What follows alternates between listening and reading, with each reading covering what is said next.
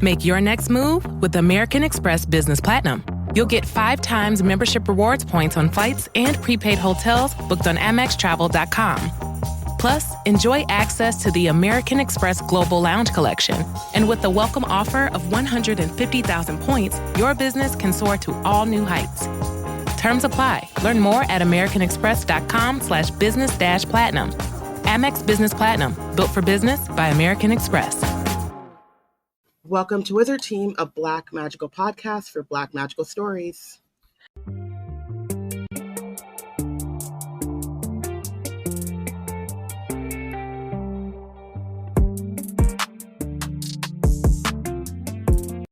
Hi everyone, it's Bayana, Robyn, and Porshèa, embarking on a journey through the many fantasy stories written by and about Black people.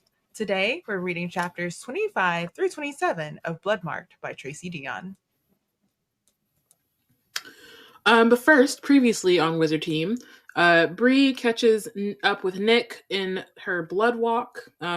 He still doesn't want them coming after him because Isaac is murdering Merlins and Lord Davis has fallen into racist paranoia.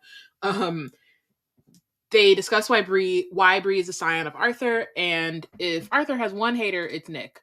If Arthur has no haters, Nick is dead. And then they kiss before Arthur pulls them apart, which is, I guess, another reason for Nick to hate this man. Arthur offers more meetings with Nick in exchange for Bree summoning him, which Bree agrees to with the stipulation that he won't possess her again without her consent.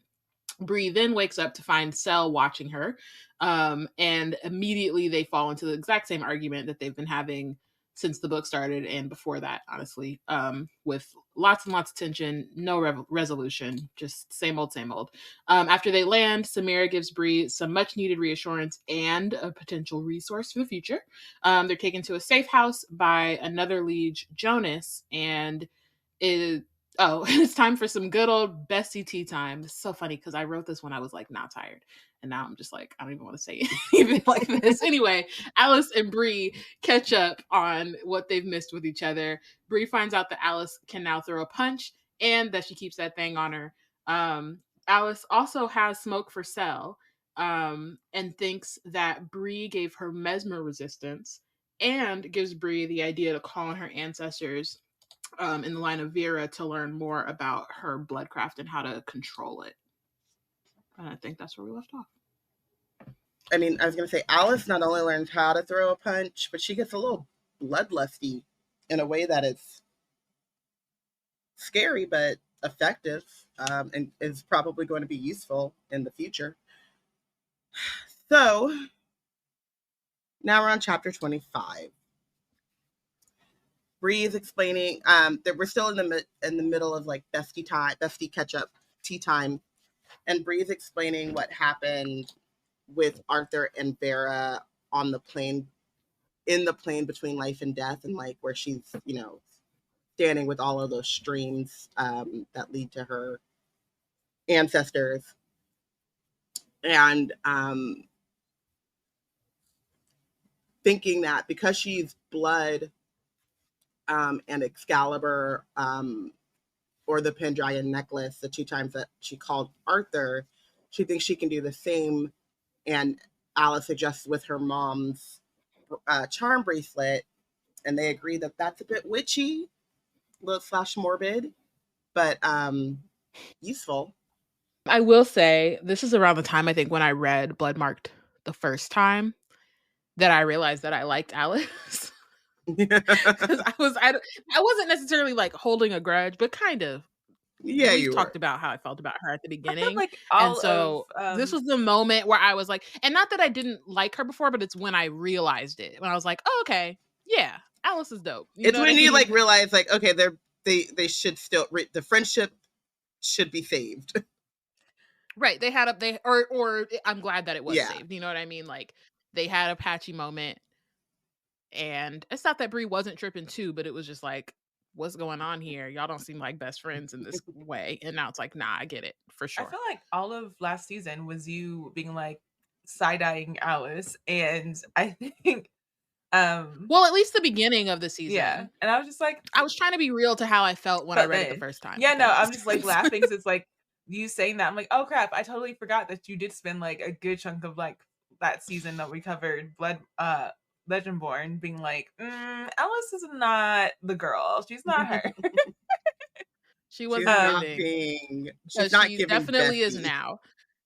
And she but she has been from the beginning. I mean, I would say from like they made up what I don't remember exactly where it was in Legendborn, like in the, Yeah. since they made up, she's been great. And I think in Bloodmarked, she only gets better. Yeah. But I think this is just when I kind of fully like forgave and moved on. Not forgave, more like I had already started like passively liking her, but it was more like, oh, okay, I like, you know what I mean? Like it was already happening. An appreciation of It had already happened, but that's when I realized. That's when you solidified. Okay, it's not just a couple of moments. I mess with Alice, like, for real. Because sometimes it is with certain characters, it's like, they had a good moment. That was a bright spot, but I still, they're on the cusp. They can, I was trying to remember. And I think, too, I'm pretty sure I reread Legendborn before I read Bloodmarked. Just because it had been, like, 2 years between or whatever. But I definitely was like, was I tripping to not like, you know what I mean? One of those things was like, was it me when I was reading Legendborn? That was it was like, no, she was tripping, and that was just that's the part of their relationship. It's fine. Yeah. Before we move forward, I just wanted to note that I agreed with Alice in this moment where, like, yes, this book is called Bloodmarked, and yes, like the root crafter is called what Bree and her mom and them do, Bloodcraft, and yes, the way that the lines, both Arthur and that of her line of her ancestors on her mother's side, I mean, I guess sadly Arthur's also part of that, is carried, it's also through the blood. But it is like when Alice said gross to all the blood discussion that was happening, I was like, yes, exactly. Because I hate I don't hate blood because blood is life work. Like it's necessary. It's here. I appreciate what blood does for us.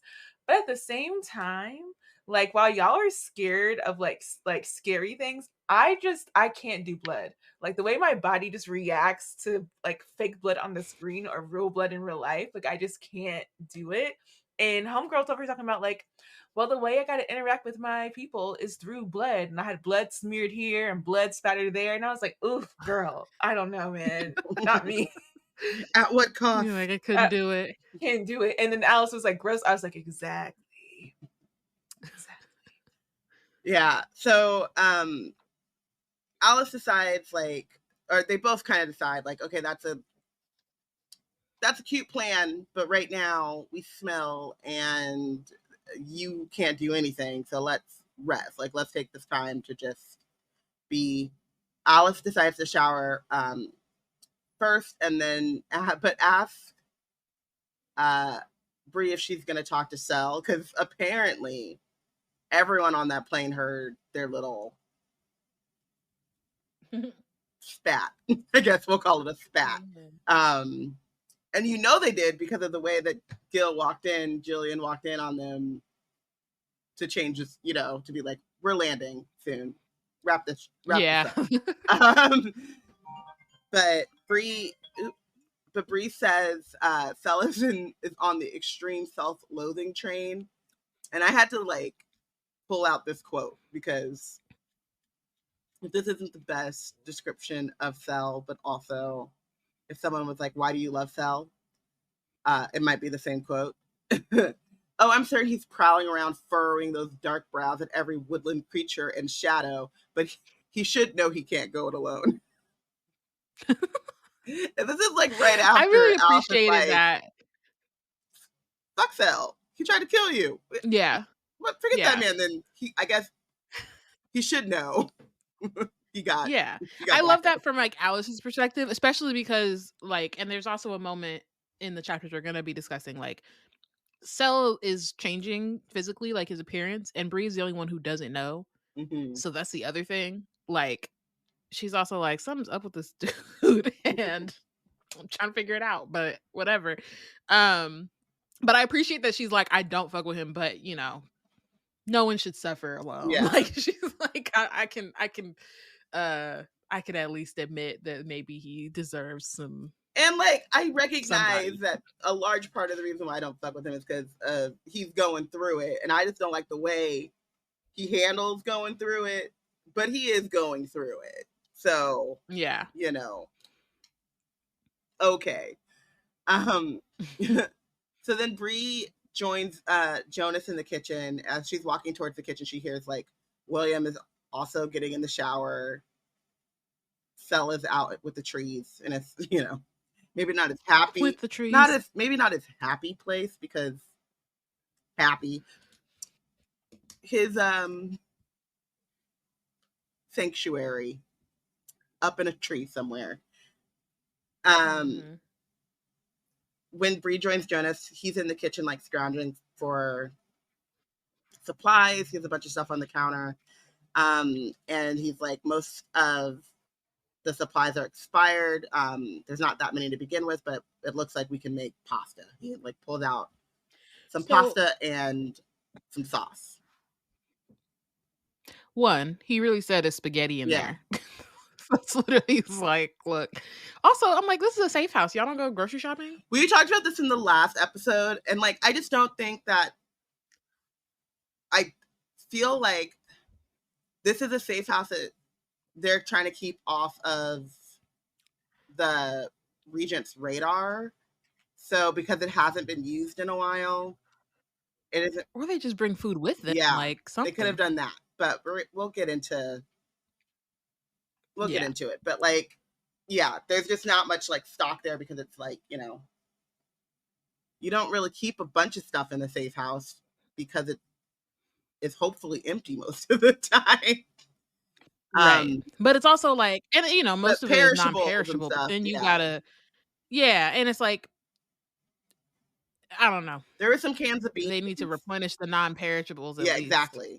But you also have to be thinking about like, you don't want to have too much, because that's whenever like the mice and rodents like to come, and the vermins, like they like to be wherever things are. And if you're not like going through and cleaning it up on a regular basis, then you're not really keeping the vermin out. You're kind of like just attracting them and not really putting anything in place to keep them out. Because it sounds like it's like dusty. You don't know how much they like check for like holes and pockets in the walls and stuff. So you can't really keep too much on hand and attract. I guess it's more just like they don't have enough cans of beans. They should have more cans. They should have more cans. Yeah. Or like, or again, like y'all did a great, like, you know, this is not to diminish what they have done, but like y'all could just grab some groceries before you do the rescue mission. You know, you're about to drop them out the safe house, so I mean, we're bring them with you. Yeah, I mean, we're gonna get into. I mean, that's on. But I'm talking about Gil and Samira and them. Like I that's understand on Samira and them for not like having like some on the plane. You know what I mean? Like at least have a little bit. I guess they were trying to keep the plane light, but like at least have a bag or two of groceries up in there. It's actually on Jonas. It's like really on Jonas. But we know why Jonas. Exactly. I mean, we know why Jonas didn't do it. So I'm saying it's just like you would think maybe Samira and them would have like a little you know, like wherever the pantry is on the plane, they would have at least a bag or so for them to take with them for the road, just a trip from the airfield to. I mean, they did give them those little protein bars. That ain't the same thing as a little. I think in a different circumstance, Jonas would have, before picking them up, restocked the cabin. But let's get into what happens. Yeah. So Jonas is coughing while speaking to Bree and blames it on getting old. Which he's 35. If I were Elige, I'd be dead. It's not completely true why he's coughing like this, but it just made me be like, oh shoot, I wrote a note I'm like, this could be a good time for us or not to not do this, regale the listeners with like the travails of like getting closer and up through your 30s. And like like I just got off the phone with a friend not too long, like earlier today, where she was like, yo, she had been talking to me then on Friday night when she went to the bar with a friend, and she was like, for the first time ever, I was getting hung over at the same time I was drinking. And I was thinking like that. And I was like, that sounds like the 30s hitting. And she was like, yeah, I'm only 33. Wow. No. I was like, bro, I don't know, man. I know that distinctly when I'm like, I need to get some water because the headache is more than the tipsy. When the balance shifts and you're like, it's either time for food, water, and go to bed, or you need to rearrange what you're doing. Bree thanks Jonas for his help, and he says he was a squire before Bree was born, and this is what he signed up for. But then he apologized to her because of this being how she's being kind of brought into the order. And Bree's like, I mean, you were brought in to fight evil. And Jonas counters was like, who says the regents aren't evil? And I was like, Right. speak on it, Jonas. That part. I mean, it's like one of those, like, we talked about this a little bit with the rescue mission, but I do think Jonas, like, for all that he isn't, I guess, in the midst of plotting at this point, for all that he does, like, I can only really feel sympathy for him and like the rest of the lieges, and it makes so much sense why he feels that way. And he hasn't even been, I mean, we, as far as we know, it's not like he was locked up and you know what I mean, imprisoned, but he kind of has seen how, especially because he's what, 30, like he's right on the edge of abatement. So like he's like, I'm pretty much just here waiting to die. And it's not like they're doing anything for us or really like helping in this way. Like I literally fought my whole life and now I'm just here. Like I'm kind of feeling abandoned and like unappreciated or whatever. You just made 3 different songs So come to my brain. like, you said what? You just prompted 3 different songs coming to my brain. Like with the plotting, scheme, plot, coming at number 1 spot. And then the unappreciated, like I'm feeling so underappreciated. That's a Cherish song. And then, oh man, what was the other one? It'll come back to me in a second. But at least 3 different songs just now, and I was like, and they all kind of fit the moment. I think the thing that got me in this moment with Jonas, like basically breaking down how he feels, is how he's breaking down the numbers. Like the stats don't look good for the regents to actually sound like there's trying to be for anything actually positive in the world. Yeah, I wrote down that whole speech. Sorry, I had to walk away for a second, but do you want me to read it all the way through or no? Yeah, go ahead. Yeah. There are only 3 people at a time who hold the title of regent. Currently, Aldred, Sestra, and Gabriel. And there have been hundreds of them elected by the Legend-born families over the years. The Legend-born cycle, on the other hand, has produced thousands of scions. Thousands of young people fighting on the front lines of the same quiet war year after year, either dying in battle or, if we're lucky, by abatement. All of those deaths across all of those centuries, and not once have the regents in power sought a way to end the war we fight every day. They don't even allow formerly awakened lieges to become regents and have a say in our leadership. He also talks about how we're then too busy training the next generation and still going on missions even after we've like aged out and stuff like that. And so I think it goes back to a couple of episodes when we were talking about like Arthur and them actually being the ones that probably started this war. But like Jonas is at this point at 35, you know, getting closer and closer to abatement and being raised in this cult, I guess, for a very long time, of just like looking at the fact that like there has not been any attempts to stop this, and the numbers are so lopsided. And the fact that like the regents don't, it's not only like there's been hundreds of regents versus thousands of Legend-born scions, but it's also like those hundreds of regents live a long life. They live a full life. They amass power. They amass wealth. And the young people fighting and dying on the front lines year after year don't do any of that. They don't live a long life. And even if they don't get awakened per se, they're still fighting in various and I think it's ways. also Yeah, I think it also kind of puts in perspective, like, we've kind of like, Camland has been like built up in their heads, but I think also in our heads as readers as like the thing, it's the big war. But Jonas really points out that like low key, it's or high key, it's a social Yeah, construct. Like it's not that Camland's not real, but he's like, we haven't stopped fighting. Like there have been 8 Camlands, but it's not like in the middle of that we're just like chilling. right. Like we're out fight. Like even when Bree is introduced to the Order, she's introduced because Cell is like killing a demon, right? Or like the Mhm. Hellhound is on campus. And so it's like, yeah, they've been fighting this whole time, and they get awakened up until a point, and those kids are still going through abatement even though Camland hasn't happened, you know? So like it's just one of those things where there's like the myth or like the like what people are being told, the propaganda, and then it's like the reality of it, which is like this war has been going on for centuries. And everyone is like who has to fight in it is affected, even if it's not like everyone's awakened and it's not the big like glorious battle. I feel like this is the machine of capitalism. And hi everyone, welcome to Wizard Team, the place where Porshèa talks about white supremacy and capitalism on a Oh, I soapbox. have another moment later.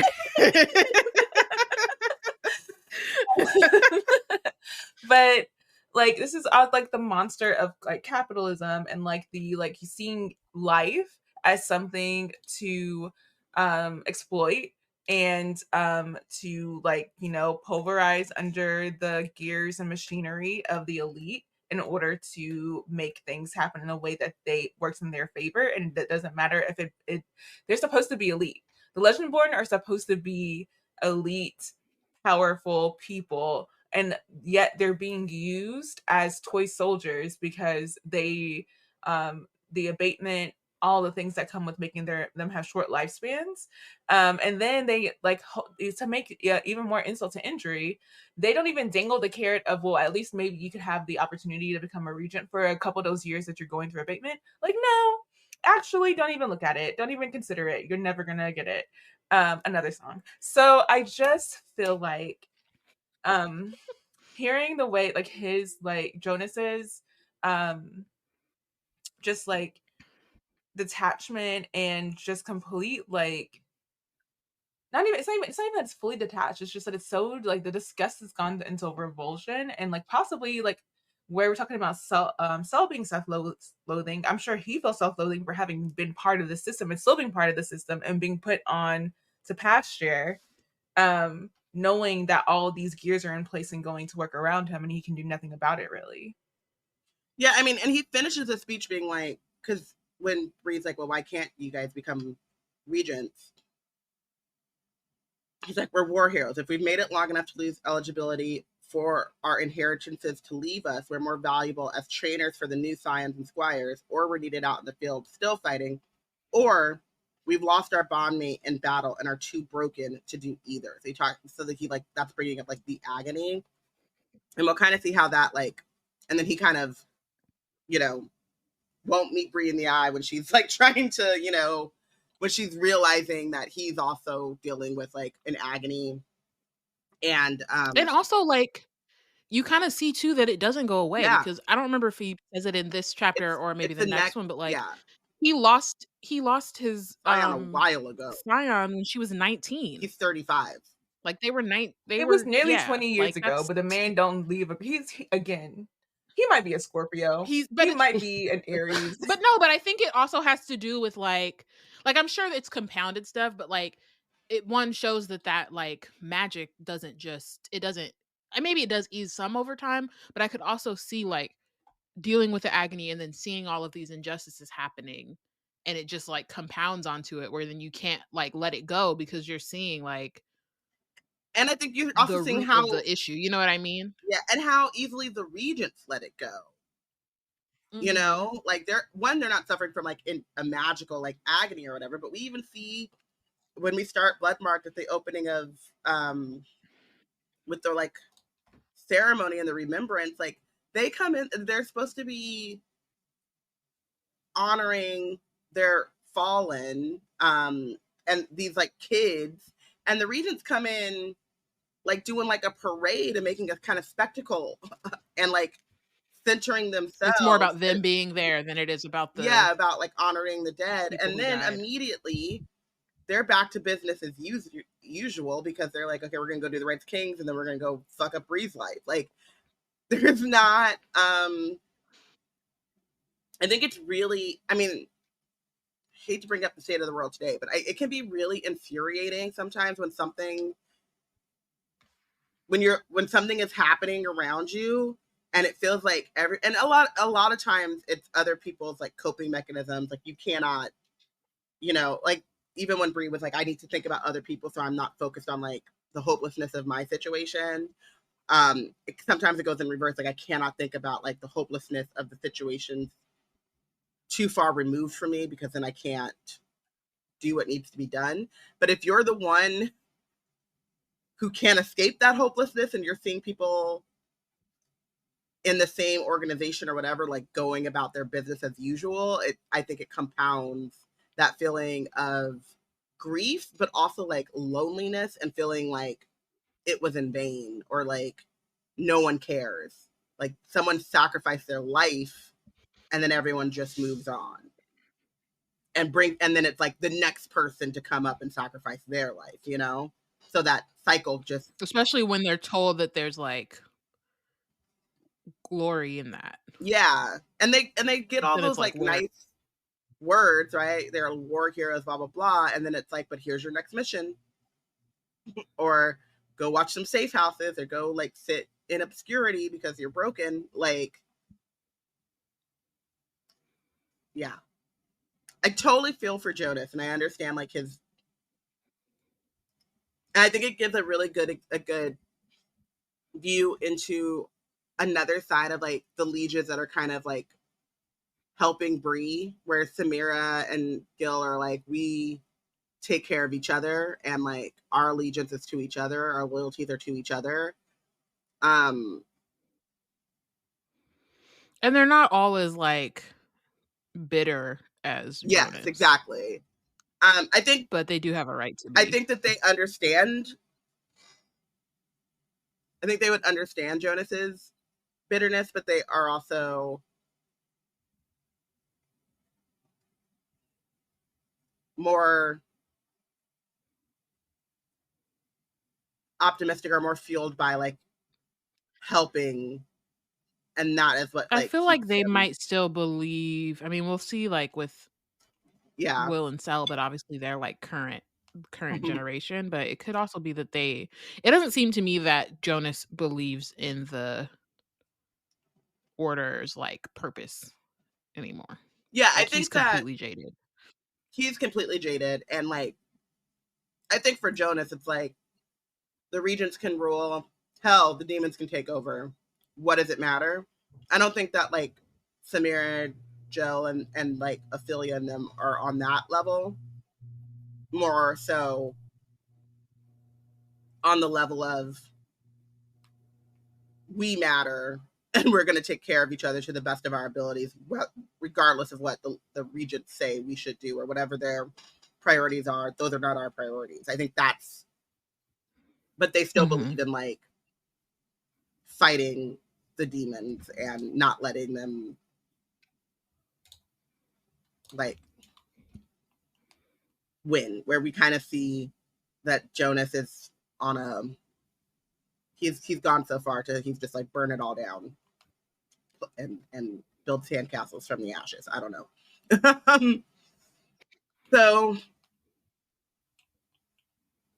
Bree mentions the agony. He goes quiet and it's like not meeting her eye, and then says like, oh, we need more pasta. And Bree's like, I'll look for it. And so she goes towards the pantry, and as she pulls open the door, a hand wraps around her throat. And that is where chapter 25 ends. I just want to say, Tracy, you don't have to be this way. You actually don't have to. You could give us a moment. That's actually a wild way. I was like, I mean, I love it. Actually, like, I'm going to be real. Like, I do love the shift because I think also like that conversation is super like emotionally charged. And also kind of like forces Bree to confront something she's been avoiding, which is abatement. And like she's been able to avoid it because there's obviously been much more pressing matters at hand.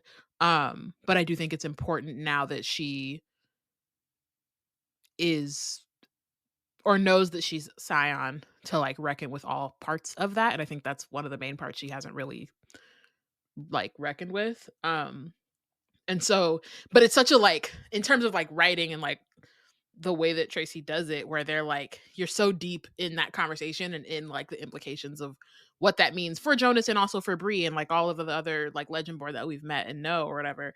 And then immediately gets into something that's way more like that's like shocking. You know what I mean? I think it's interesting, you know, for it to not be like a happy moment, but for it to be like a moment that's really like just kind of emotionally draining in a sense and just very like, you know, you're like, oh no, this is so sad and what are they gonna do? And it's like boom, oh okay, now we can't even worry about that no more. She getting choked like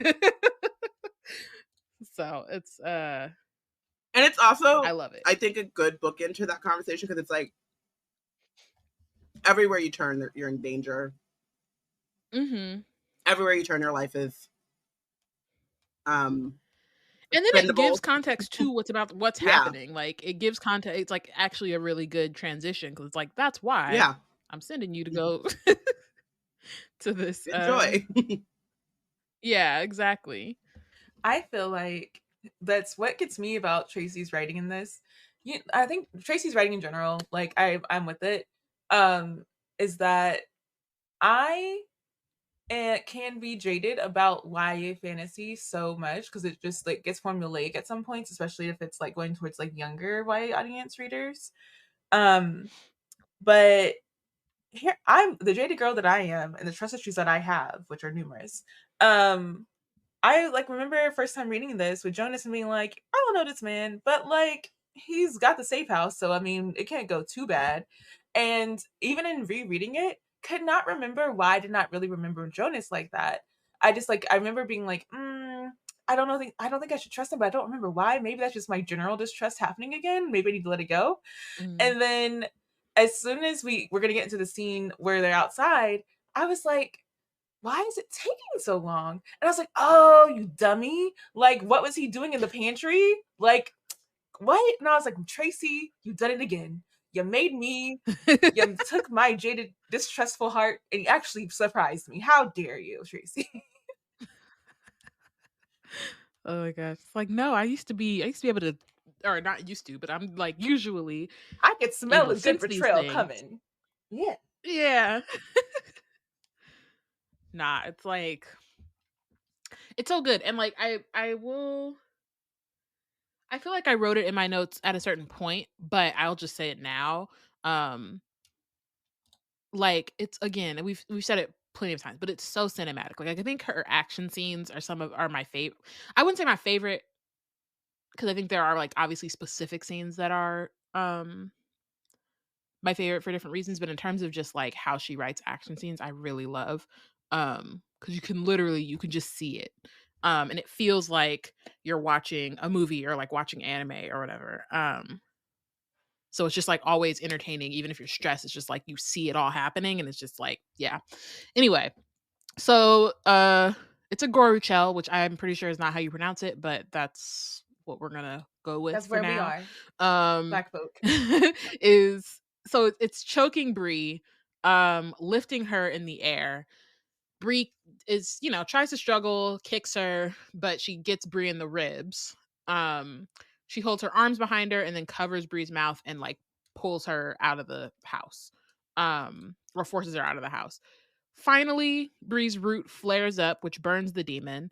And so she's let go. She tries crawling towards the forest where Cell is brooding, as we've already established.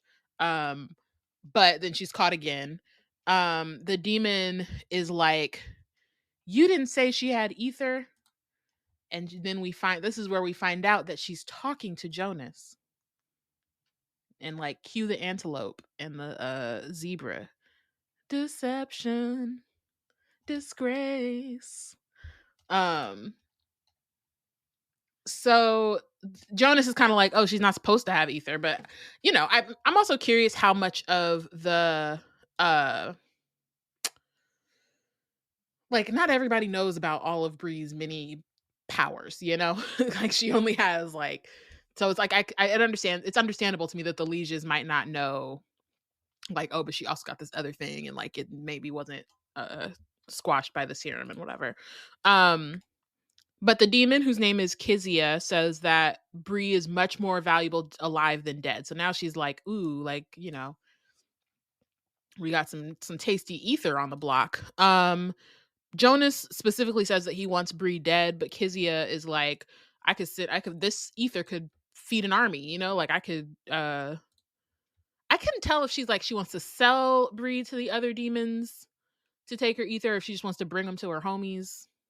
Wasn't clear, but she does shove Jonas away and then tries tasting Bree's root.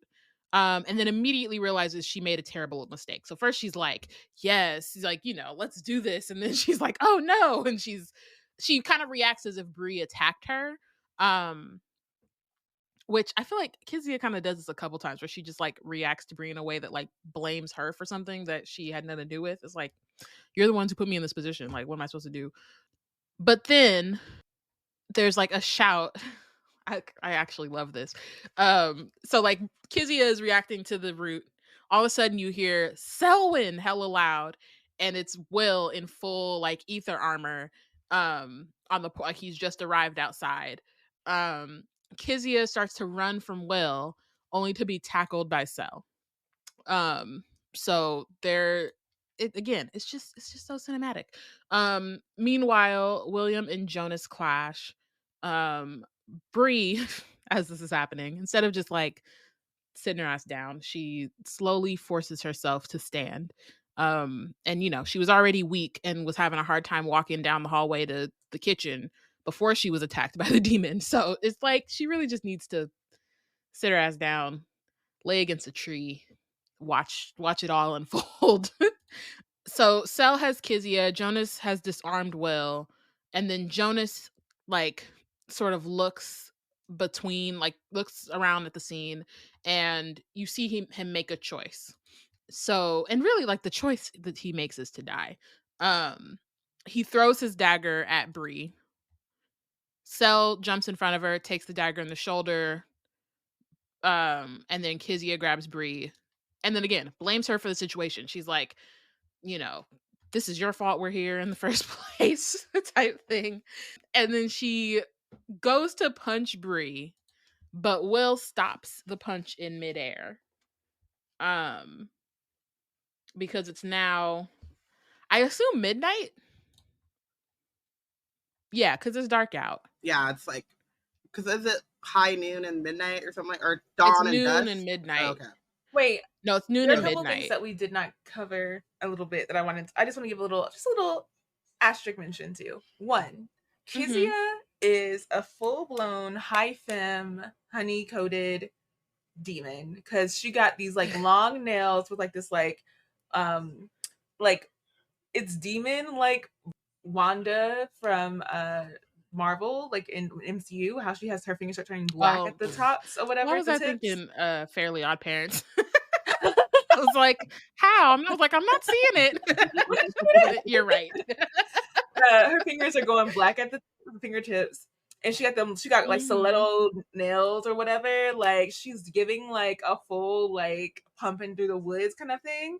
As she's going after Bree, which I appreciate. Like it's the first demon I've seen try to serve while also being a demon.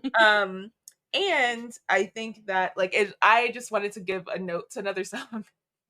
Whenever the pasta gets abandoned, I was like, oh no, not the pasta and the lobster cooked by a white boy that she was, that Bree was promised.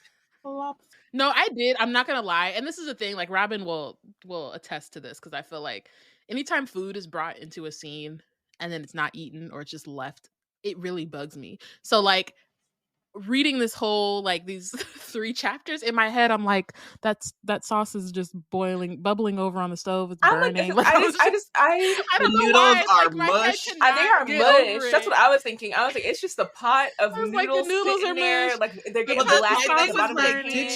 Did she put the noodles in the water yet? Because they were like, that's not Right. going to be enough I'm pasta. pretty sure so she let me go find did. some more. I think he did.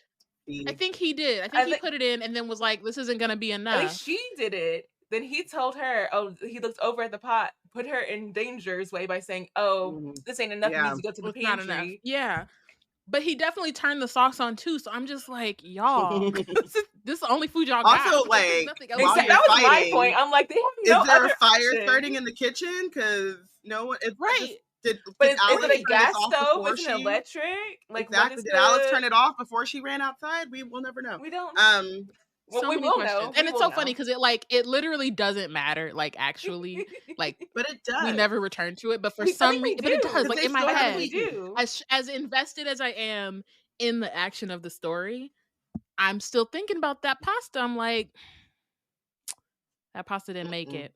I also wanted to say that, like, I think maybe it did. Maybe I don't know. I don't think it did. But I do want to say that, like, one of the reasons why Jonas was surprised that Bree had her powers and that Bree could call upon her root was because she hasn't eaten beyond that little protein bar when they rescued her. Hi, baby. Excuse me. Can I help you? Okay, then.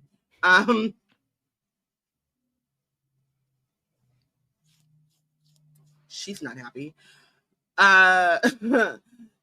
So one of the other things that made me think about this when we're talking about the pasta is that, like, Bree is like wobbly and walking down and she's like, oh, I should help, and I have not. She's been eating in like 3 days. She's been eating. Her body's all battered. She needs to sleep. She's weaker. There's so many things. That serum has not worn off. The last time she slept, she was on a blood walk with Nick. So was she even getting rest? Her legs are barely working because the serum is still playing with her body strength and balance. Yeah. All of it. She just needs to sit down. But no, she's gonna, try to. She was trying to have some pasta and lobster, and she got choked out. If Jonas didn't have any real reason to be doing this, that would be a binge. That would be why I binged him. Right.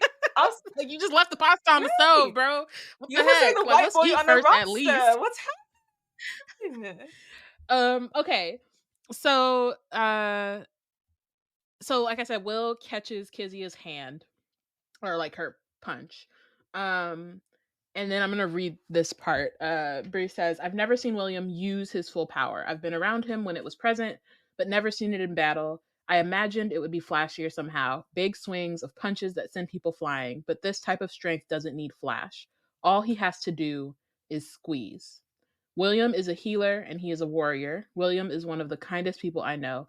But the boy before me is an angry god crushing a mouse.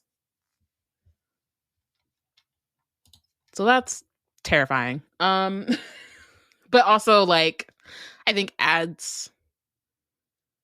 appreciate the way that Tracy, like, adds depth to, like, the characters that we kind of, like, don't get as much. And obviously we see, like, William is a bigger part of this book. But that, like, kind of focus on this extra power that he has, and he's, like, even more powerful than a, like, full blown demon. And, like, having to reckon with when he's forced to use that power.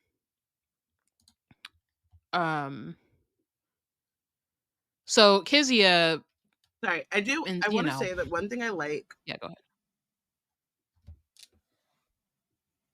Storytelling wise about Gawain and the powers, especially with William, is how kind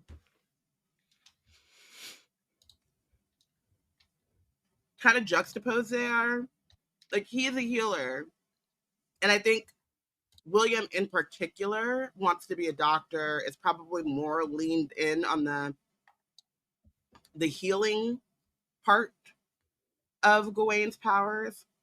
And so for that to live in the same body as like just this unnatural strength and like brute force, and the way that they like kind of explain him like crushing Kizia's like hand, like there's no healing that. I mean, like even if she escapes, that hand is it's kind of was done. And that's the thing. And Kizia doesn't know how to chill. Like she starts going like crazy, using her good hand to try to fight him, which is another bad idea. Now he got both hands. And what was that Nick said? Nope, sorry, this is my hand now. Like when he was him and Bree were flirting. And I just like how it's like, I don't like it for William, because even while Bree is watching this, she's thinking about how, what is that? Like the dichotomy of that, but also like how that, the ability to have that power is probably like harmful to William's psyche. But it is also very an interesting concept and something to explore more. But we're talking about like the agony, and we mentioned how William is going through the agony as well, and like what that does. And I was just also thinking about like how he feels, at least in this moment, kind of pretty like emotionally detached and tired. And then like, does this cause even more damage to him?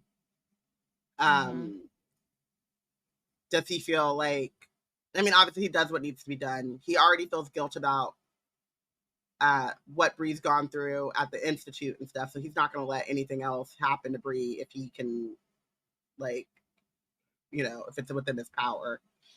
But in order to like protect Bree and not let anything happen to Bree, he has to harm and hurt someone who is a demon, but is a demon wearing a human face. Like, right.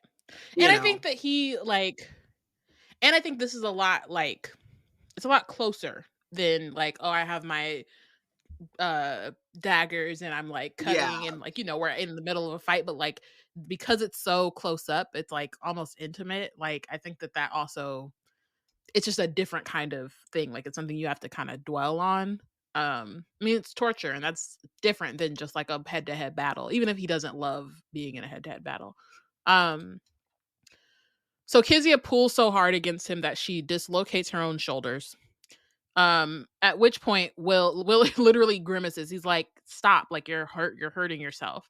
But then she again is very feral, and so she threatens to kill him. So then he puts her in a headlock. And just kind of like slowly like knocks her unconscious. Or I guess like knocks is not the word, but makes her unconscious. Sella's back up. He pulls the dagger out of his arm. Jonas, in all of this hullabaloo, has like dipped, and so Sel has to go grab him. And it's when Sel leaves, now Alice appears. And she's like, what the fuck is going on here? She just got out the shower. She's literally in her pajamas, hair still wet. And she's very much like, also has never seen a demon before. So Kizia is her first demon. And you know, it's not that she hasn't been about this life, but she hasn't really. There's still so many things that she has not like. And Kizia looks human. She's a gorge girl, right? So it's like, other than like the black, I think her fingertips might be black or something like that. But like, yeah, it's like Raz, who looked like she was Cooper the whole time. Like, but so when she comes out, and I think like black blood. Yeah, but when she comes out, like, and sees from like a bit of a distance, it's like sweet, healing William in full armor, choking, putting this girl in a chokehold, a sleeper hold.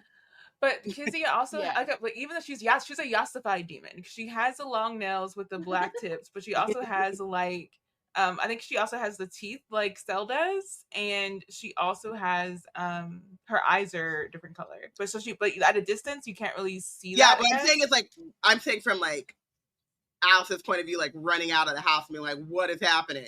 Like, Yeah. But them also, fighting like, too. if you see, I feel like she should Yeah. trust William enough to not be perturbed. Like, if William had someone Well, on I the think she ground, does. She literally goes, "Is that a?" And so I think she assumes it's a Yeah. demon, but she's also never seen one before. So it's less that she's like not trusting the situation, and more that she's asking for further context because she's literally never seen a And also demon just like before. the shock And she of can't it. see.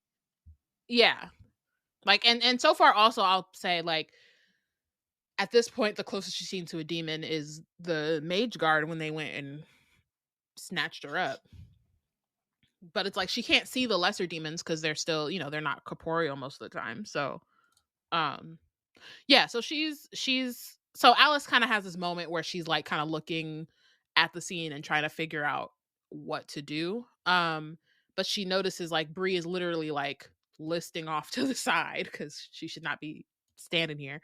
And so she goes to help her before she falls and then kind of like sets her or like lays her back down as per William's doctorly directions. Meanwhile Bree's like, I'm okay, I'm fine. It's like you don't have to lie to kick it. It's We but okay. I love see that you. she even admits to her in her brain, she's like, "Oh, lying flat actually was the move. Like, this actually makes me Right. It's like I was kind of dizzy. That's this crazy. is this is a Yeah, I little wonder better." why. I just wanted to note about Jonas, like when he was in battle, like even his movements in battle are said to have been like snake-like, and I was like, way to characterize a character all through, like he's a snake and he As a snake. moves like a snake. When he fights like a snake, he's a viper, he's in a pit, he's right there. Yeah, and I guess we didn't talk about, but like William basically loses that fight. Yeah. Like, and it's not because he's not and at that point he doesn't have the like super strength or whatever, or like, you know, extra strength, but dude has been fighting demons without his power, like with and without his powers for years at this point. So he knows how to fight demons without having like his what is it? Like the abilities to call on. Inheritance. And so yeah, so it's like of course he's going to like beat this kid who mostly is in the hospital or the infirmary, you know what I mean? Like he's much more experienced. Yeah. Um And I think there's also for William, but I think for all like because we're about to see William like still torturing and holding this demon, but also healing. And like all, you know what I mean? So I still think that there's like so something for William to like not go full out. Even if I think he was gonna go full out against Jonas, like he doesn't give you the cell, if we're fighting, I'm fighting to kill vibes. He's fighting to kind of like disarm. And Jonas has already decided like this is my last day. He doesn't really have anything to lose. Yeah. So then William kind of like has Bree, they kind of like reach towards each other so like touch hands so that he can start healing at least her like kind of surface wounds. So he's doing this while also maintaining his ether armor and like, you know, keeping a hold on the demon. And when he kind of is done with Bree, not completely done, but at least like, you know, does what he can in that moment, she's kind of like can tell that he's depleted and is like, you took too much. But he's like very adamant that he's still a healer. Which again, it's like what we were talking about with like, you know, his identity as a healer, but then also having to like reconcile like this thing that he's being forced to do with who he actually wants to be and who he generally is. Yeah, I like, and you know, it's not the demon's fault that he has to do these things. So as much as she's trash, like that's not actually the issue here, I think. I like that Tracy basically makes William a poem in this moment, saying that he has death in one hand and restoration in another due to his dual power set. But then that also is like a very poignant way of describing humanity. Like we hold the ability to heal each other and heal ourselves. but often we are put in place to harm others. And I just like that. And another moment that I wanted to mention.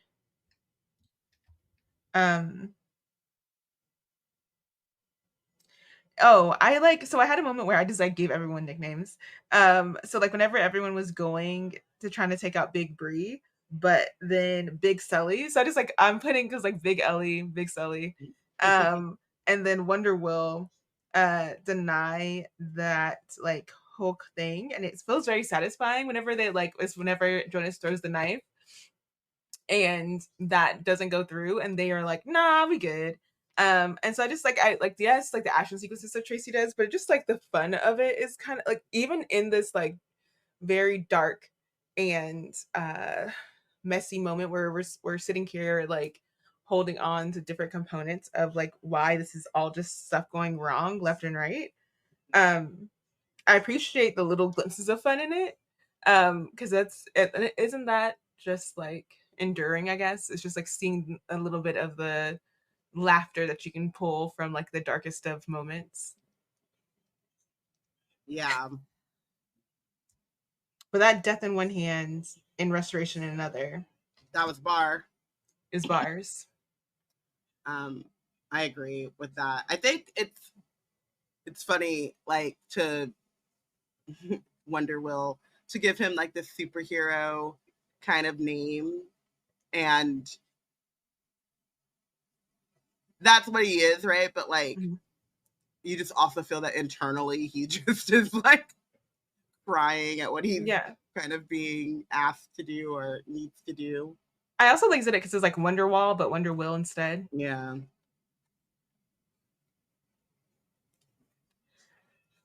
Yeah.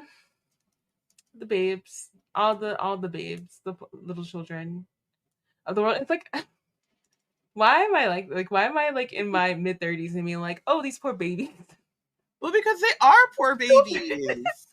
What? William is 20, Sells 19, and then poor Allison. Sells 18, I think. I don't think his birthday's okay, so Sells 18, William's 20, and then poor baby Bree and Alice out here 16 years old. Just back to back to back, trauma, violence, death, violence. Mm-mm. And Bree still has not recovered from the being mesmered and of times and tortured and drugged. And none of that has the rest part hasn't come yet. And they have each been played with and violated in their own separate ways very recently. And with each other. They've been violated as a group and individually. Exactly. And Alice, poor Alice, went in the shower. Having just had a conversation where just the idea of blood was gross, comes outside to murder and mayhem. And it's just I thought I washed that off with my day. I thought I was going to just have a good little, cute little sleep day and just put it all behind me. Just the idea of anything gross. But now I have to see the gross, be drawn to it, molded by it even.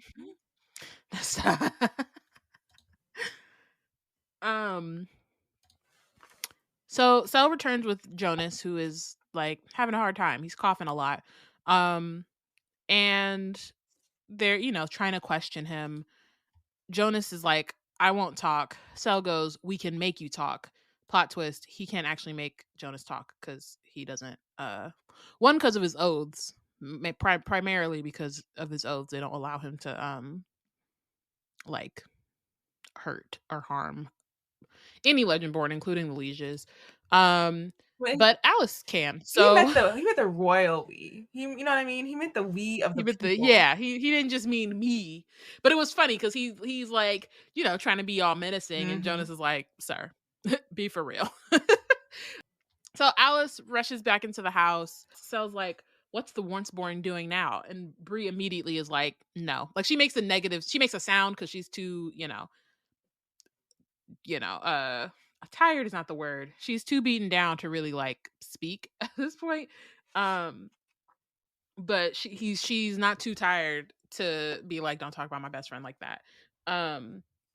But and then there's like a little time check. Will has 30 minutes until his powers deplete, which he figures out by looking up at the sky again instead of a watch. It will never fail to make me laugh. So Alice comes back with water for Jonas's cough.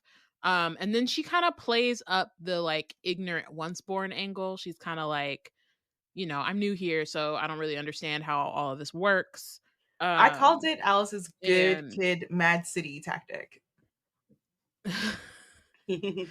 Yeah, she's just kind of like, I don't know. I'm just like, I just got here. And I'm just here for my best friend. But it works, you know what I mean? It's like Jonas is not gonna be susceptible to Cell's kind of like threatening and stuff, because again, he's ready to die. He knows he's about to die too. Like Yeah. he's not that long for this world. So he's not really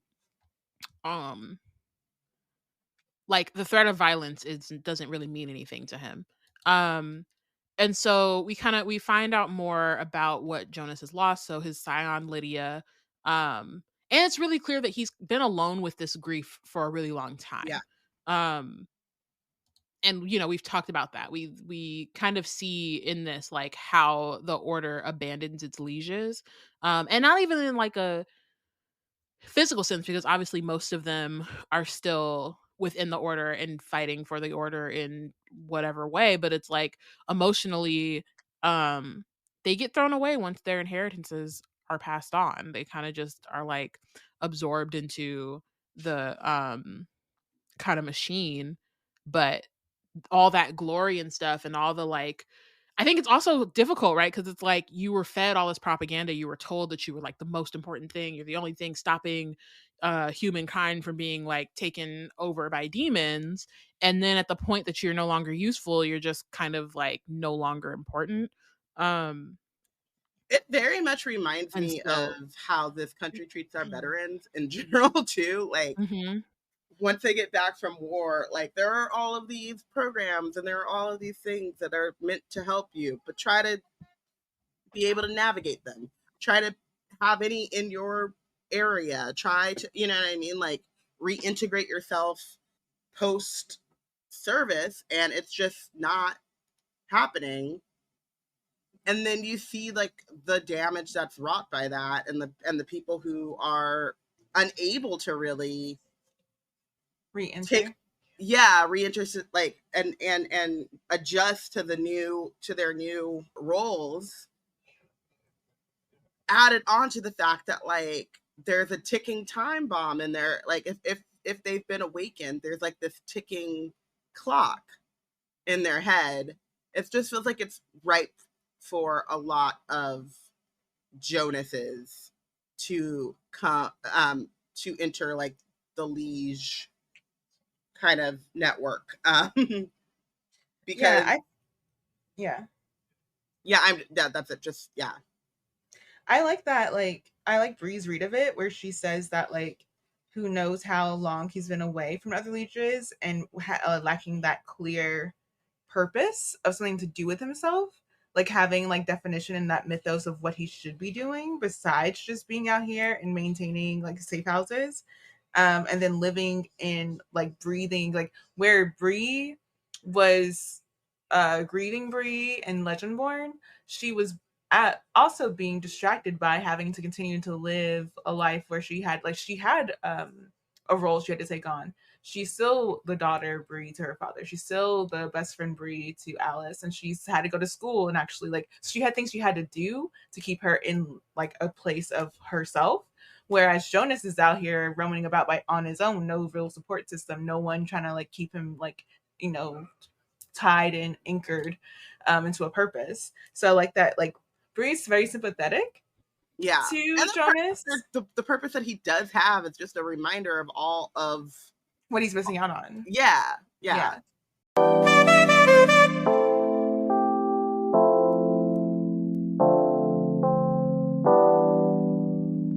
Wizard Team is part of the Black Nerds Create Collective, which provides content through the lens of critical and creative fandom. In BNC's Discord, you can not only find a channel dedicated to all things Wizard Team, but spaces to connect with other fellow nerds about stories across media, genre, and more. Join a group read, find book recommendations, and maybe even get the juice to write your own story. Just go to bnc-community.com to join. Imagine what's possible when learning doesn't get in the way of life. At Capella University, our game-changing FlexPath learning format lets you set your own deadlines so you can learn at a time and pace that works for you. It's an education you can tailor to your schedule. That means you don't have to put your life on hold to pursue your professional goals. Instead, enjoy learning your way and earn your degree without missing a beat. A different future is closer than you think with Capella University. Learn more at capella.edu. Here on Wizard Team, it's no surprise that we love books. We also love supporting the independent bookstores. With our bookshop affiliate link, you can not only get all the books on your TBR, but you can support indie bookstores and BNC at the same time. And if you're not sure what you want, that ain't no problem. Check out our The Plot Thickens list full of recommendations from none other than Porshèa herself. Head to www.bookshop.org/shop/BlackNerdsCreate to treat your shelves. Treat your shelves. Oh, that's nice. That's clever. Oh my goodness. That's clever.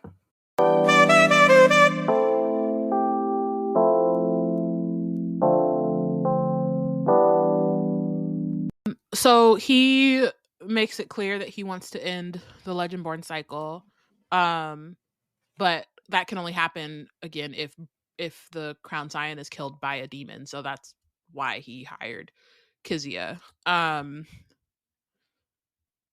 which is interesting. Like I guess in a sense, if the Scion of Arthur is eliminated and like all the Legendborn are no longer have that ability, then like the system itself can't really sustain itself. But also comes back to what I was talking about. I don't know if you weren't on the so it was like last episode when Bree's talking to Nick and it's like, if your dad kills me, it doesn't break the spell. Like it has to be broken by her being killed by a demon, which that loophole was so strange. Would a mage guard I literally said, what's stopping them from just getting a hit me? Would a mage I forgot about count? this chapter. They're like half demon. They're like part demon. Does a part demon count? I don't know. I don't think so. But even if it did, like that's why they're oathed the way they are. Yeah. But I'm thinking about like if it's Nick's father, then it might have been like maybe that was like his last. Like make Isaac do it? Yeah, it was his last. But Isaac can't do it because he's oathed. You know what I mean? They know how to wiggle around the oaths though. Not this one. Not enough to kill though. Not without killing themselves. Okay, so I'm saying like, we saw his last measure. He's like, I'm gonna go out. This is it. Like Jonas is about to. Yeah, but I don't know if we don't really know Isaac that well. Yeah. To know if Isaac might be like, I'm gonna follow you, but not to my life. Not that. See, I believe in this much of the cause. My own demise. Yeah, I don't know. So William, this part of the conversation is really interesting to me. And I think like it also kind of goes into the next chapter 2 of like, again, we've talked about from the beginning, like since we met William, like how he and the other Legendborn and like Selwyn and all them, they're still bought into the idea of the order. So even as they're seeing all of these like terrible things happen, even as they've just dealt with like both Sel and Bree being imprisoned, like to them it's not a systemic issue. It's just like, this is the particular issue that we're having right now, but they still like believe that the system itself has merit and that it works and that it's important and that it's necessary specifically to defeat or at least keep the Shadowborn at bay. So which like literally this part felt so freaking poignant given the particular like political time that we're dealing with in real life. And so William goes, if the Goruchel kills Bree, you'd let the Shadowborn rule. And then Jonah says, you get to be as old as I am, and the little and big evils start to blur together.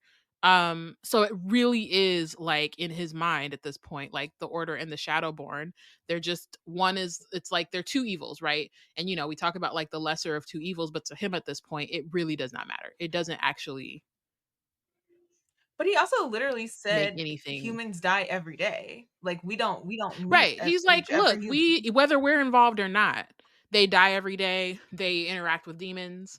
They may die at the hand of demons, but that's not like something that we're not this big like the Order's power is not as I guess widespread as it seems, and it's also not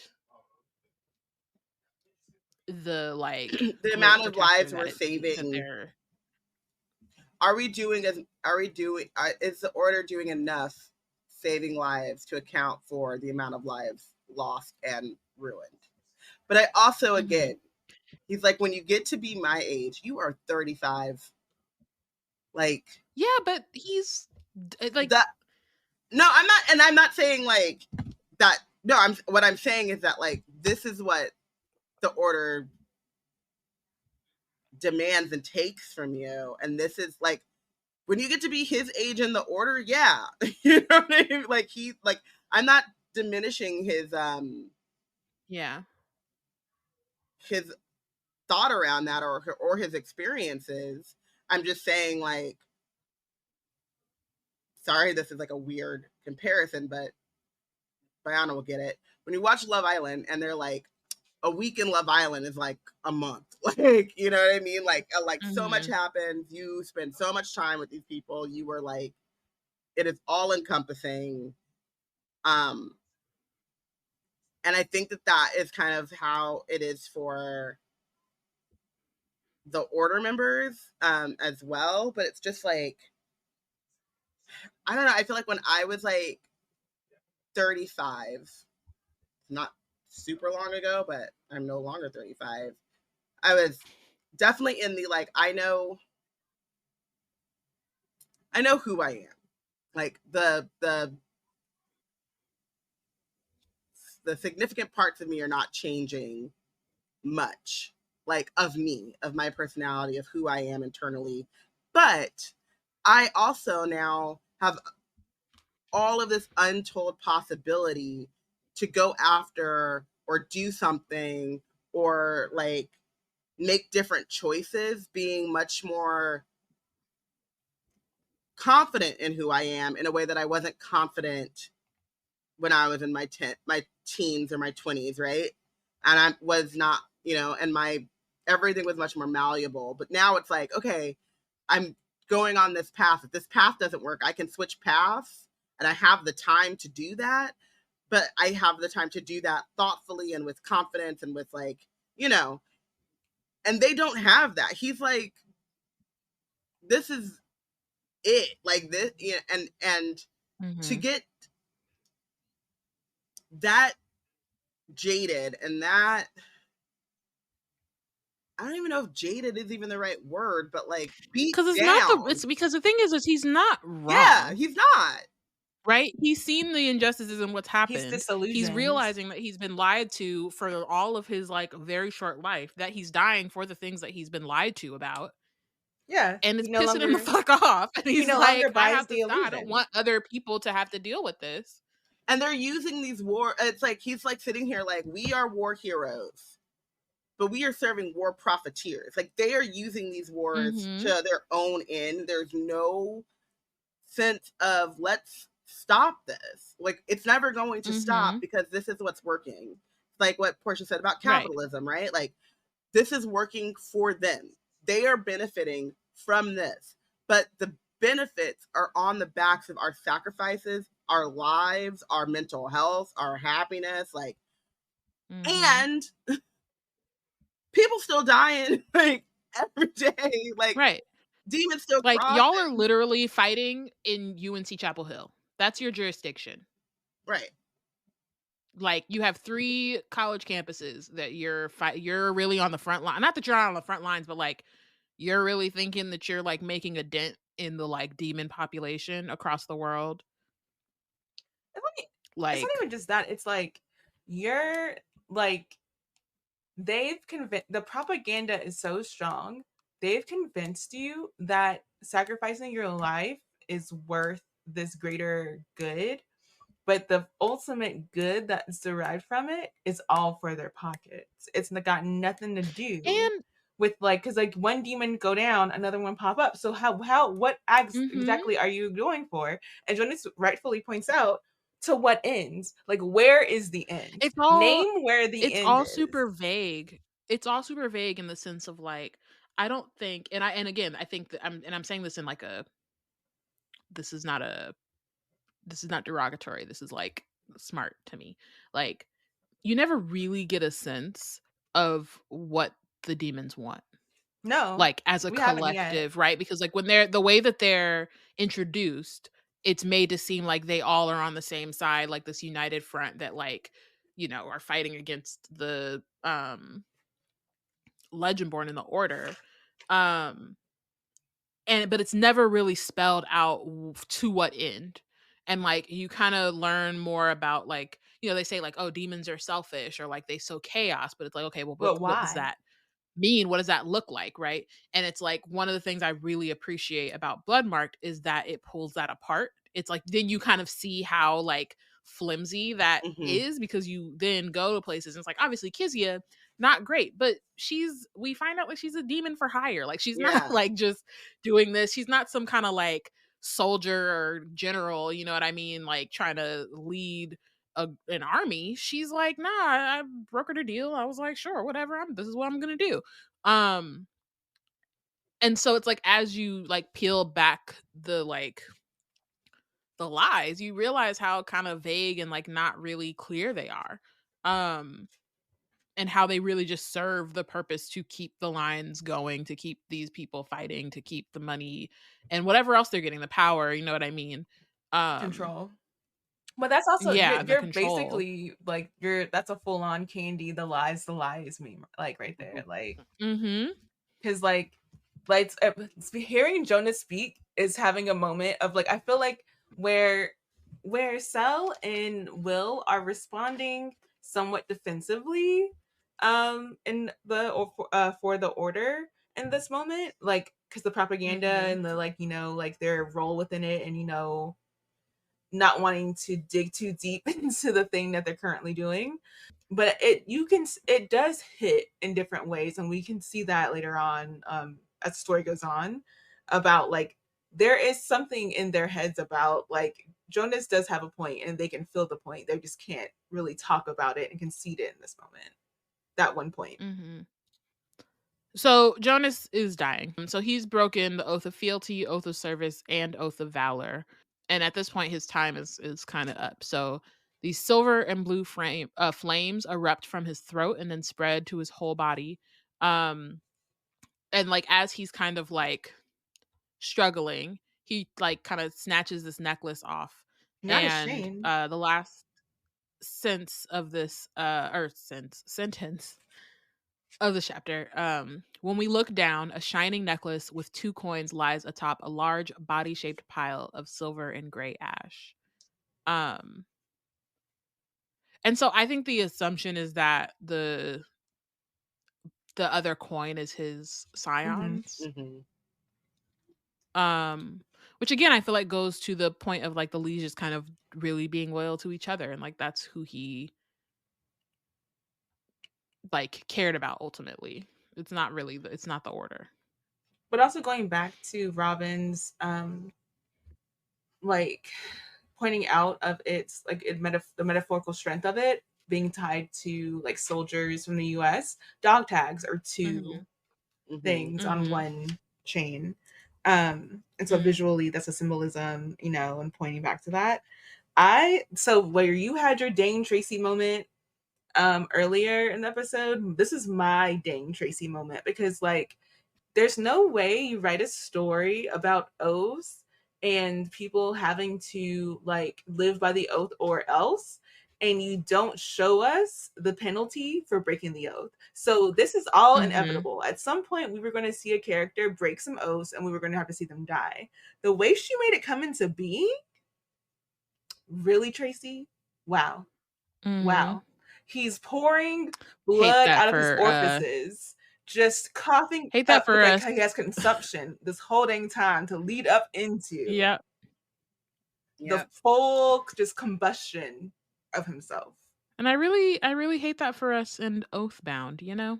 It's not gonna be seriously. It's not gonna be fun.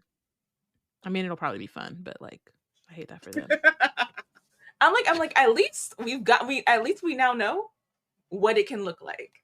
Where this is gonna take us, I don't know, bro.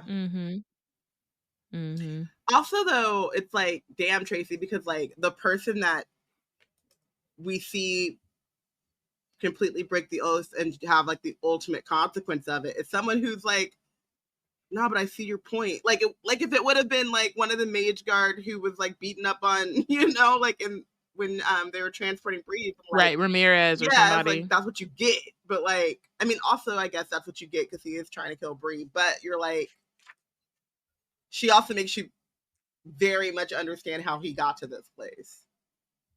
I mean, I'm not gonna be too soft. Like, yes, I see Jonas, but also I'm not gonna be too soft on him because it's very much giving. You know what? We'll get into it in this chapter. So I mean, it's what they say. Like he did it. Like you're not. It's not like he doesn't get a pass. It's not selfless. No. I mean, I think it's a little selfless, but I think it's not also really. It's not really selfless. It's like you don't get to decide who you sacrifice to save or like to implement your plan or whatever. Like it's not like you don't want to give him he made the actions, he knew the consequences came, but like she does make his you do kind of see the logic and like how he got there, knowing that he should not have gotten there.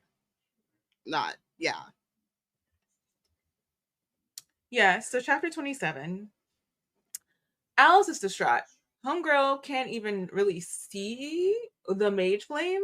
So whereas we're all sitting here because we're seeing from Bree's point of view and she can see Aether, like the magical component that like follow the trail of the magic as it's consuming his body, all Alice is seeing is flames engulfing a body that's already gushing blood. I don't think she's seeing the flames. A body being engulfed while gushing blood and gore in front of her as she's already got eyes that are like puffy and crying and the visuals are already off. So it's probably just a big old mess. So yeah. Bree sympathizes with her, seeing it from her point of view, and she's like, man, poor girl. And Will's like, nothing stops the outcome of breaking an oath. It becomes part of a person's DNA. The stronger the oath, the more severe the consequence. And oaths aren't just magic. It literally becomes part of your DNA as soon as you make it. It's crazy.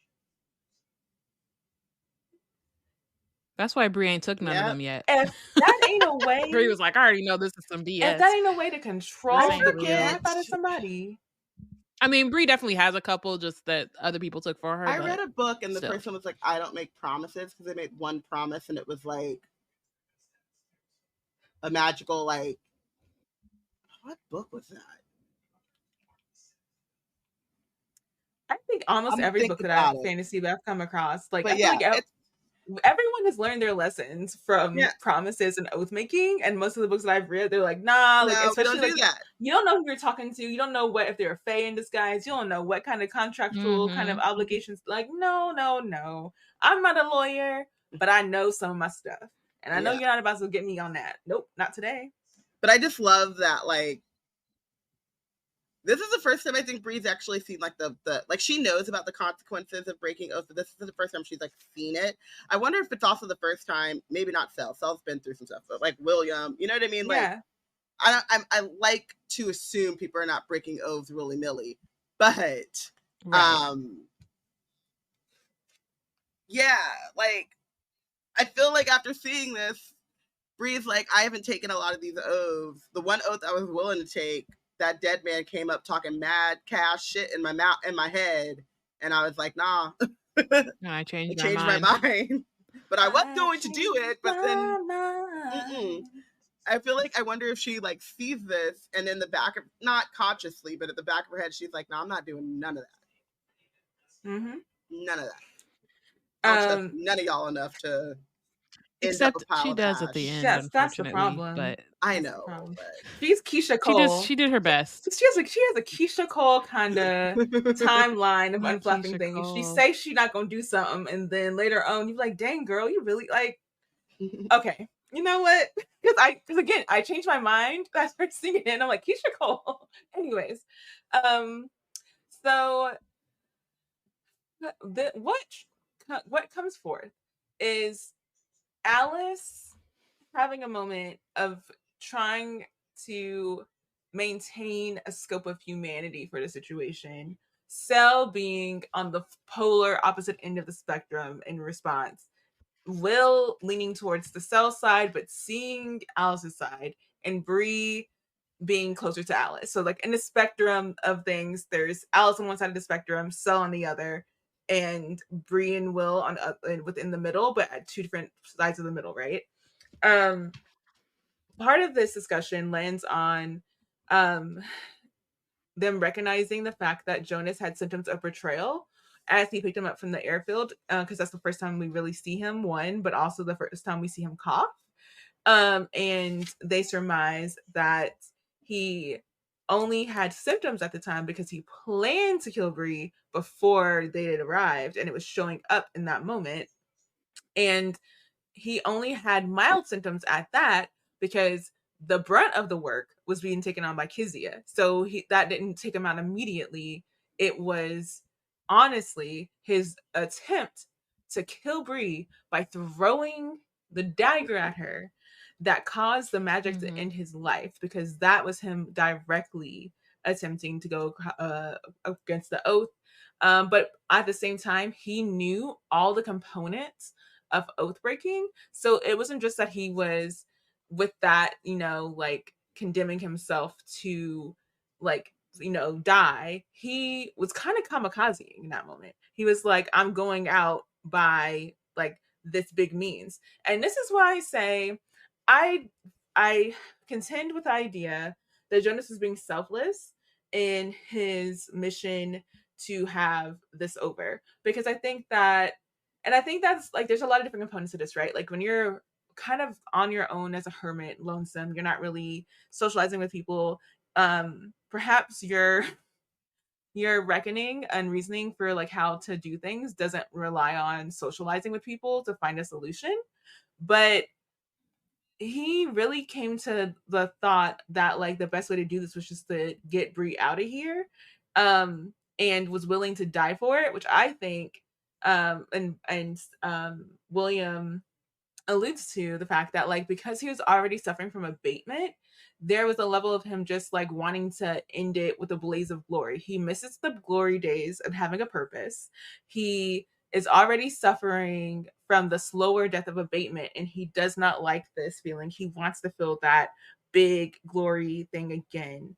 And yes, while he has like, lived with the agony, like he wasn't a scion, so he doesn't live with like the full agony or whatever. He lives with grief. He lives with guilt.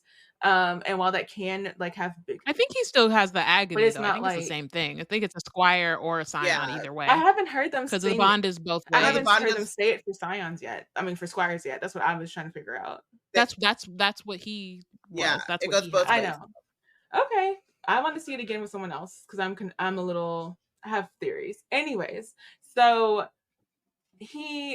it's not really selfless. It's not really. It was a plan of like not like knowing how he was going out, and knowing the way that he was going out was in a way that felt at least somewhat reminiscent of him being on the battlefield, but also it's thoughtful. Like he didn't plan for like his plan didn't have a plan to actually end it all.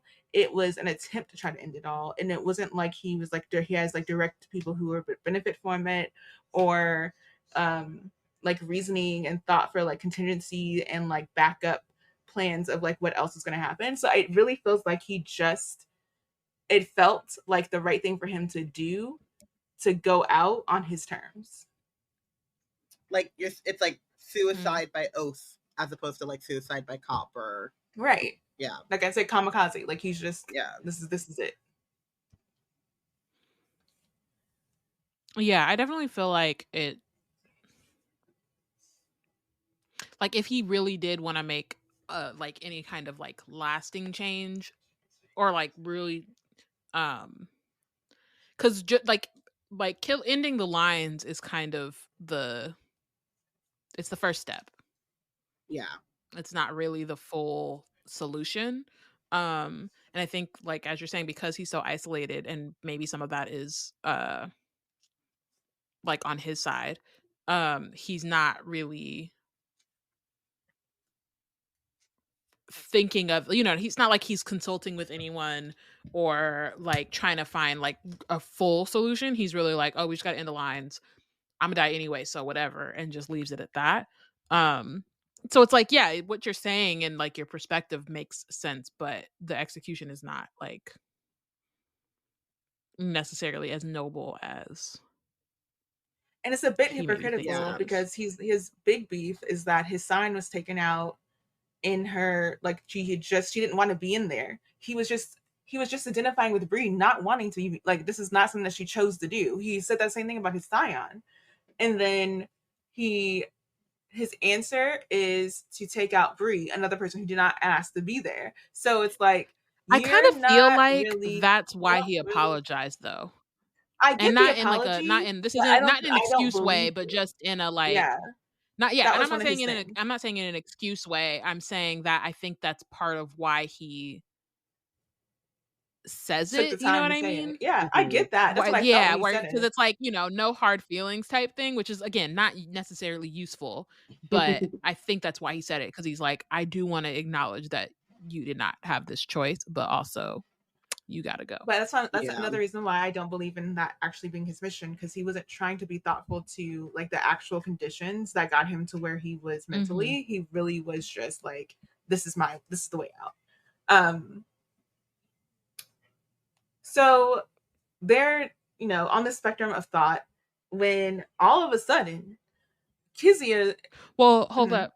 I do want to say before we go into Kezia, in terms of just like the spectrum of thought, I think that it's interesting to kind of see, I think especially with like Will and Cell, like they kind of like, I think you mentioned like Alice is a little more sympathetic, and they're like, yeah, but he still could have killed Bree, and so Alice is like, yeah, well, obviously I didn't want that, but they don't fully admit that they still believe in the order in that moment. They try to make it or like couch it as like Bree could have died, although I think maybe Cell less so than William, because as we see, like Cell, I feel like kind of takes the like oath breaking a little more personally, but I also kind of feels like he's still more mad at himself than he is at or not mad at himself, but just like it feels like he's kind of projecting a little bit from his own kind of like issues, his own, he's on the, what did Bree call it, like the self-loathing train or whatever. But yeah, it's just really interesting to like see the way that they, like Will and Cell in particular, kind of like think about it in like the sense of betrayal. But it's like, yeah, but the folks that he's talking about who,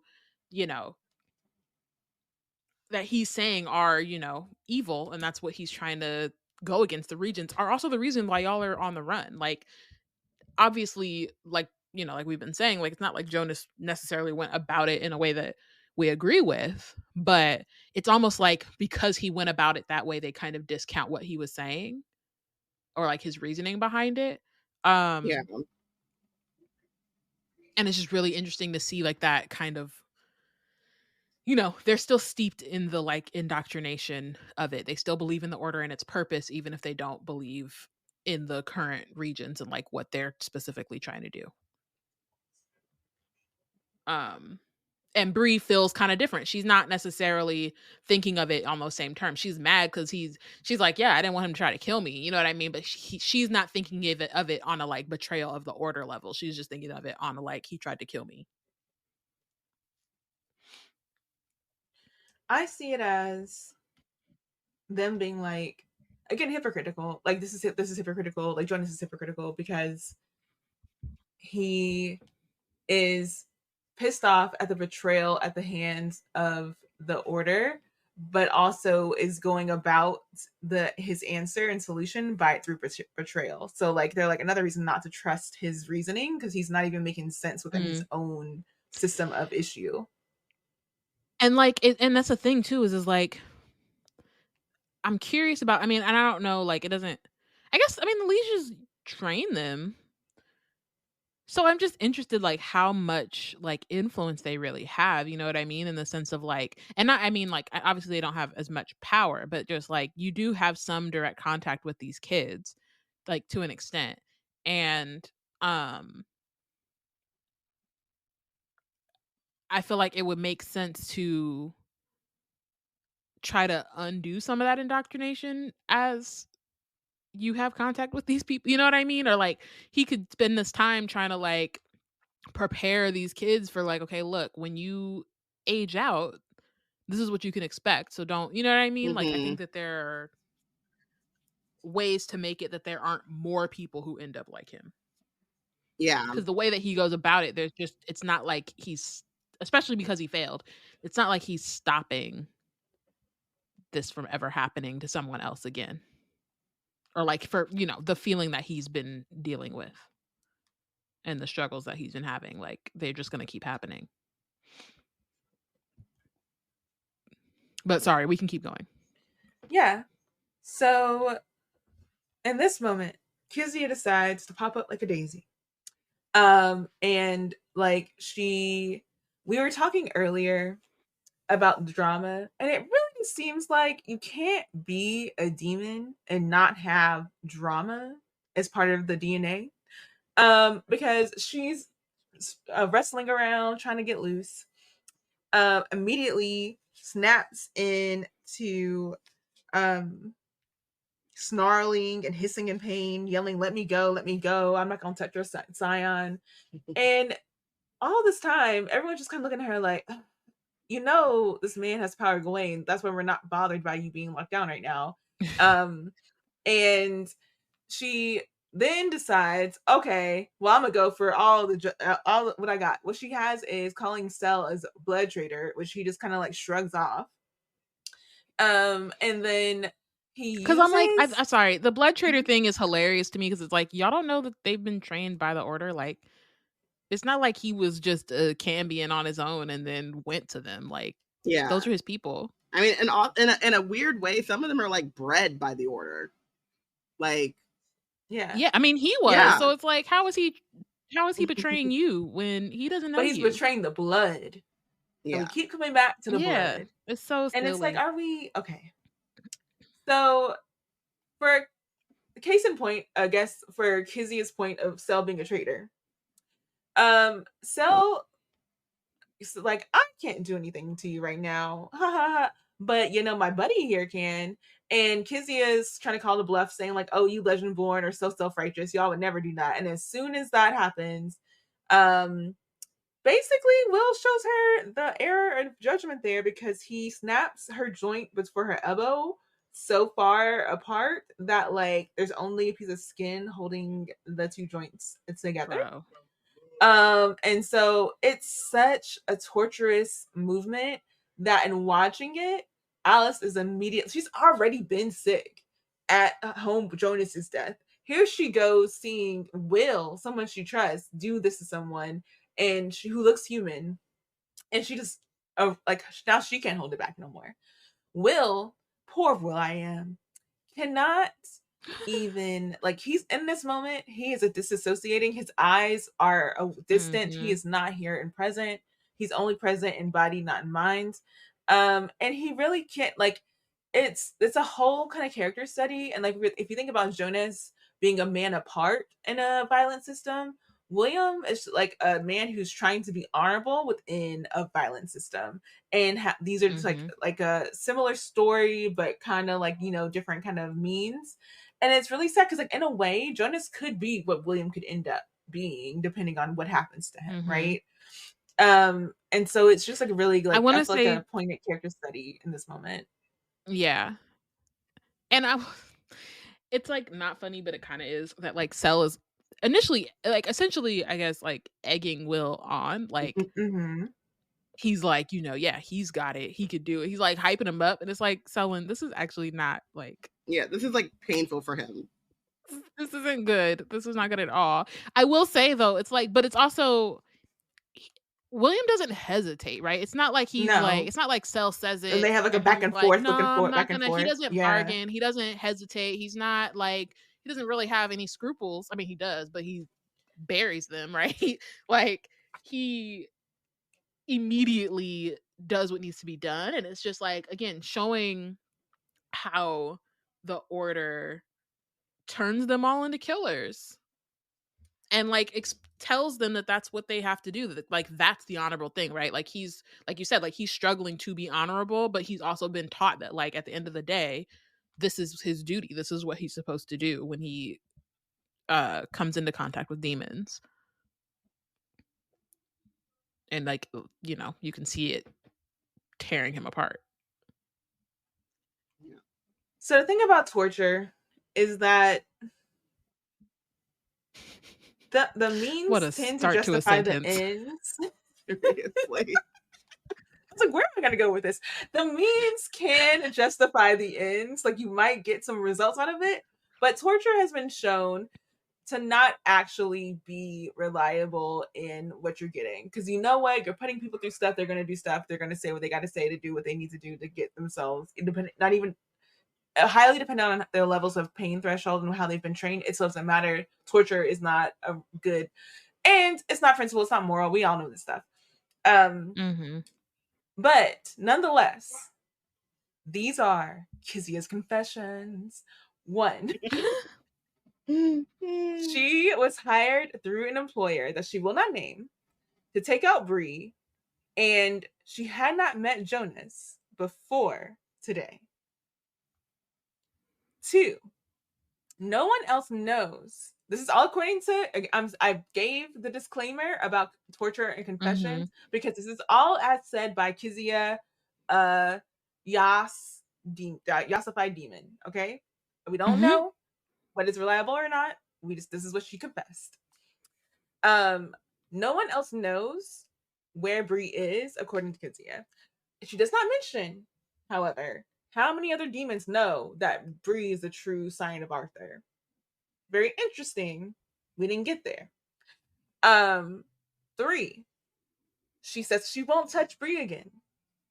This is met with some side-eye. Bree says, you know what? I feel like she's telling the truth. And so is like, girl, why? And she says, no, why would you say that? Bree says, oh, it's because she's scared of me. You know what I mean? Like, my Aether ate her up and she's not going to come back for a second dose. And Kizzy is like, nah, it was pretty pleasing, actually. I actually won't be eating and, you know, attacking Bree because there's a mysterious he. And this is why I put in brackets in my notes because I can't remember. Mysterious he. Is it the Demon King / Erebus that she's mentioning is the mysterious he? Is that what am I yeah, the Great Devourer. Yeah, the Great Devourer. Yeah, it is. Is what she calls him. Okay. All right. So, and so Demon King of Erebus will know that she was unregulated and unauthorized to F with Bree and her scion Aether. Like, she don't want to mess with the Demon King. She ain't going for it like that. What she does say about this mysterious he that we know to be the Demon King is that he's called the Great Devourer. And again, as we know, Homegirl is a demon, dramatic. She could be exaggerating in this moment. Who calls this? Because you know what? It's like one of those things where it's like someone has a nickname and like, oh yeah, everyone call me Big Timmy. But like, do everyone call you Big Timmy or do you call yourself Big Timmy? Who calls you that, right? So who calls Erebus the Great Devourer is my question. The Great Devourer. It's just so dramatic. It really is. It's just really outblown, and I love it. You know, Can you you gotta like imagine? that. Can you imagine the hyenas calling Scar the Great Devourer? Like, I'm trying to understand the Right. dynamics. But it also gives some more context is not really the word, but like a closer look at like the hierarchy of Mhm. demons.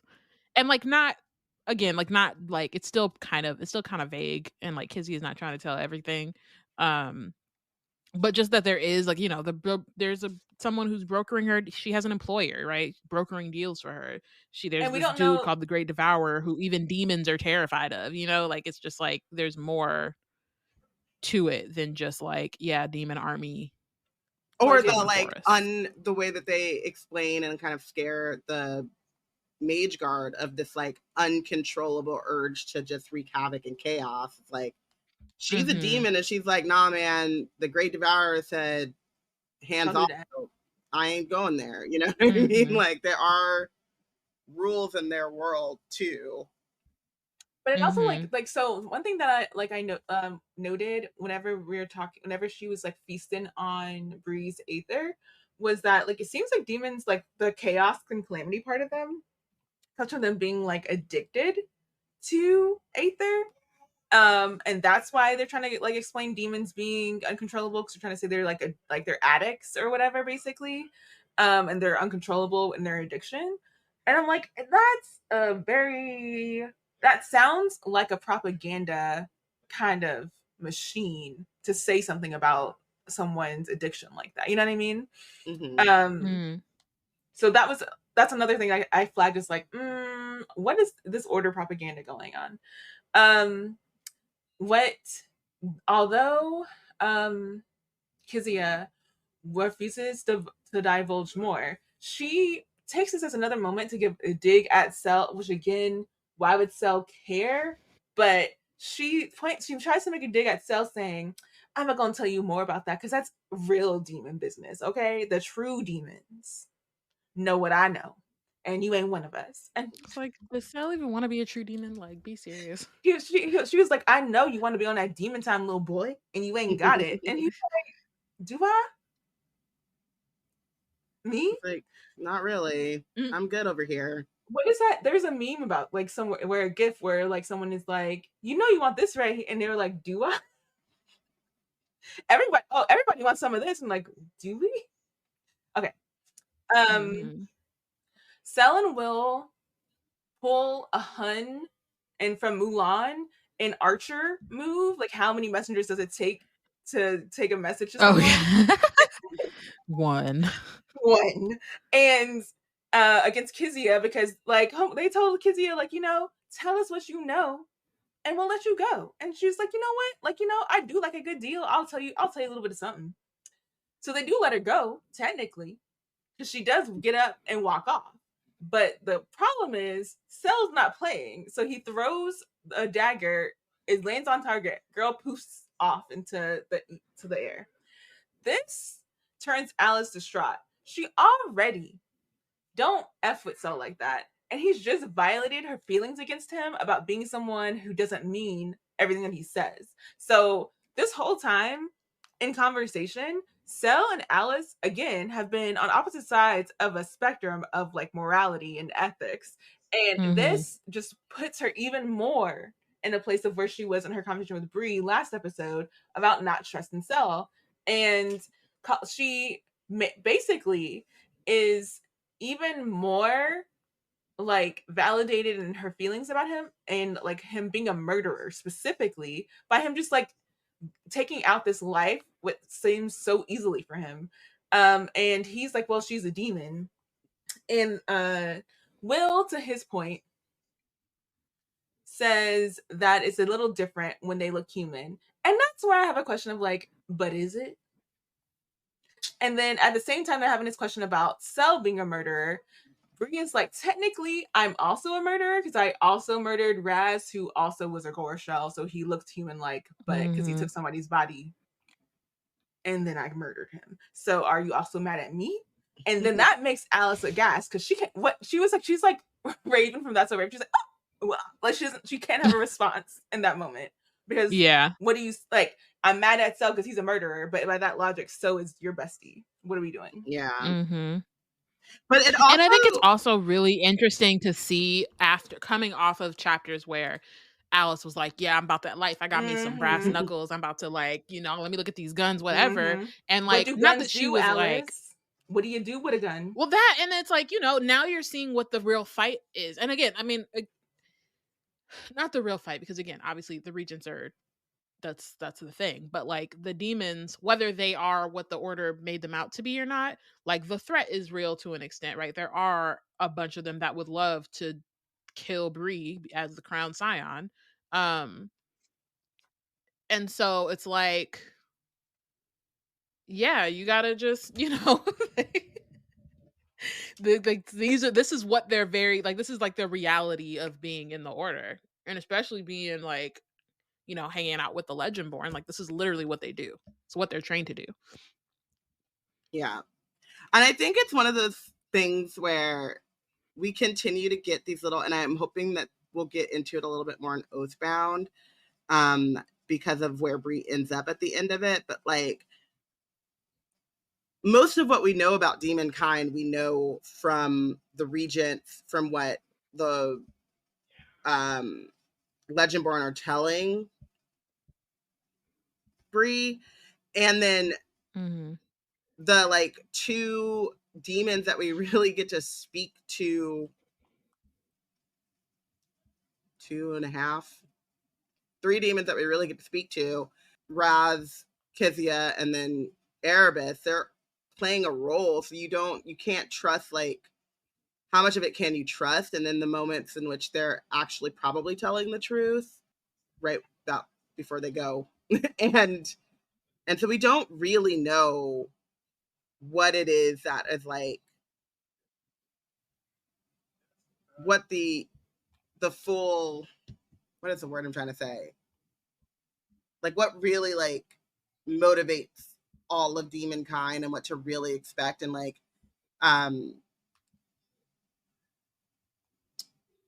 yeah, there is a chance that Kezia, like, they let her go, she doesn't tell anyone, and then 2 weeks later she's like, oh no, I need my revenge or whatever, and comes back to try to get Bree. There's also the chance that she immediately blabs and like, like sends even more people. You just don't know. And so it is kind of like the smart thing to do, to just not tie up that loose end. But like, we're also at this, and I think Alice is there quicker and much more clear-headed about it because of like what, the conversation she had with Bree to begin with, which is like, this whole thing is corrupt from the tip to the toe. Don't trust anything that any of them say, even the ones that are your friends. Like, they are coming from a lens of like trusting what the order has told them, and they've been so deep into it that like they don't even know that they're not speaking the truth. So this little part just gave me a lot of like excitement for Oathbound, to see a little bit more from like the demon's perspective. So yeah. Yes. Speaking of demons, so Cell assures Bree that they're doing the right kind of killing. And then Will acknowledges that it does feel a little bit different when those demons appear human. And again, there goes my question of, is it? Like, they're sitting here arguing the merits of demon killing, having oathed themselves to an order whose whole stated mission is to kill demons. And yet they only are allowing themselves to feel guilty, or at least some semblance of moral grayness, in the times that the demons are basically reanimating people's bodies and like living their lives. So it's just weird for me that like with all the propaganda they have about this, that there's like I get why they're indulging this conversation for Alice's sake, because Alice is pulling a thing about it, but at the same time I kind of quibble with the idea that like Will has an like I can see that he has an issue, but like fully have an issue with it, because it's like even at the end of the day it's a demon, and that's his whole like moral center is like I'm supposed to kill demons. Yeah, I mean, I think I get though part of what he's saying in the sense that like most of the other demons that show up Like foxes or at least whatever. look like Yeah. animals, you know what I mean? And so then you can kind of justify it in your head as like it's like hunting, or it's like, you know what I mean? Um versus like having to fight someone who literally looks human or has somebody that you know's And to face. be fair to him, he did have to Um like touch their anatomy in a way that is counter how he would usually touch someone's Right. anatomy. It's not Yeah. quite the same as like a head to head battle. Like I don't think he was having an issue with fighting Kizia, Mhm. but like, or even maybe killing her if he had to do it himself. But it's harder when it's like, okay, now I gotta torture her. Like that's a different, takes a different thing. Would he feel differently about torturing a talking fox? Is my question. You know what I mean? Yeah. I don't know. I don't know. So Will then disarmors and moves to take Bree into the house. He has to stop Cell, who they're hinting at in the way that his visage is changing, is kind of like creeping into his like demon era, whatever. Which I think, in a way, I think is why, like, although he shrugs off Kizia's like baiting of demonhood, it does kind of feel like she's baiting him in a way because of she knows she can feel his demon side creeping in more than his human side, and so she's kind of like messing with him. And like you can see that Will, like as he's talking to Cell, is like, you need to take a breather, like you need to go chill out and like control that part of yourself that's having its own issues with the distance that you have from Nick and the oath that you've taken to Nick. Talking about oaths. Go to the trees. It's giving. I don't think y'all watched The Walking Dead because it's scary, but like there's a girl in there they kept telling whenever she was having like anxiety attacks, look at the flowers, just look at the flowers.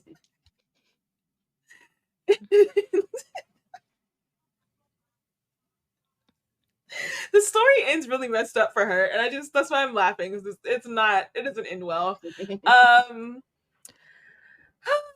Walking Dead when it used to be fun. Instead of taking Will's advice, Cell, the stubborn, strong-willed person that he is, takes opportunity to prove that he's a competent person, even if he is falling. And like it feels like his lapse into like demon time feels very similar to in the like Disney Channel movie about I used to know the name of it. Right now I'm blanking on it. Where the people have imaginary friends that turn into boogeymen. Don't look under the bed. And whenever they start succumbing to their boogeyman kind of like powers, it sounds like what Cell's going through. That is what it is. Oh my gosh. Boogie person. That's what demon time for Cell is sounding like. So trying to fight it off in the same way that the imaginary friends are trying to set it off. He's going to show his competence by checking the perimeter, making sure that they know where the car keys are for the SUV, prepping for getting away if they need to go. So he zooms off to go do that. Will tells Alice that she should go ahead and try to like clear a way for him to like prop Bree up to attend to her. And so Alice, like, kind of like pulls herself together a little bit and goes to do that. And as slow as Will and Bree make their slow progress to the house, they talk about their desires to not be continuing the cycle of death that they're currently on. The like whole idea of like not like, and again, they're quite like they've taken on a little bit of what Jonas has brought up, like with the like ending of Camelon, the way that the cycle's been ongoing, how the wars have never ended. And you can see that like in Bree's thought, she's like, I don't want to be part of continuing the cycle. I do feel very thoughtful about my role in like maintaining things as they are. And this leads them down a road of thinking about like recent momentous deaths, like that of Whitty. And it's really cool because in this moment, when they think of Whitty, they like kind of like celebrate who Whitty was rather than like spending too much time lingering on how Whitty died, which is really sweet. Mm-hmm. And then they also talk about like Will has regret. Like the other thing that he's carrying as a big regret is the fact that he was not able to stop the Regent's torture of Bree sooner. He's carrying that, and Bree's like, you did what you could do, my guy. You shouldn't carry that. Yeah. It's like but it also kind of makes sense in the like, I appreciate that is here. Mm-hmm. Like this chapter really, or I guess this section, like these scenes really do feel like this kind of like big moment for William and like his characterization. And so I do think it's important for him to like have that moment, both to like honor Whitty and then also to apologize given everything else that he just had to do.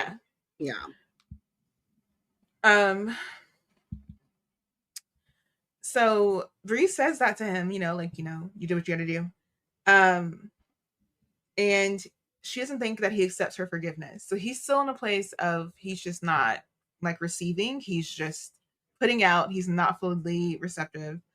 And she takes in the why he's not being receptive right now. Like all the things that he's gone through, the ways that he was forced to watch her be tortured while also having to torture a demon, even though he prioritizes consent and all the things that he does. And so thinking about all the things that he's been through, all the things that the Regents have put them through, by the end of the chapter, what Bree vows to do, talking about oaths, is to make Regents pay for breaking good people like William.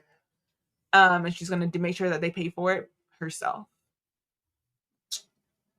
Love that for them. Boom. They about to pay for a whole lot. they got a lot of red in their ledger. They got a lot to answer for. So much. A lot of reckoning. All right. So real MVP. I MVP'd Will. I think I liked like the last two chapters of just giving us a bit more into his struggles, and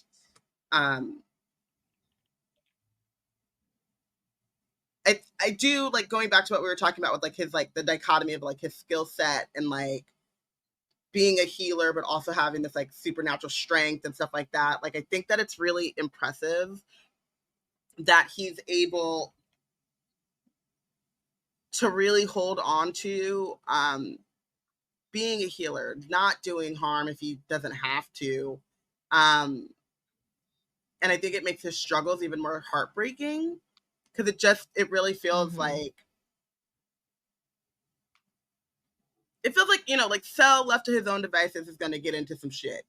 Like he's just, he'll find some shit to get into. And like Bree, just walking up and knocking on the doors of the lodge and just her whole, like it just feels kind of inevitable that she's going to, maybe not as eagerly as Cell, but she will fall into some shit. And it really feels like Will, if left to his own devices, would just be a sweet man reading and patching people up.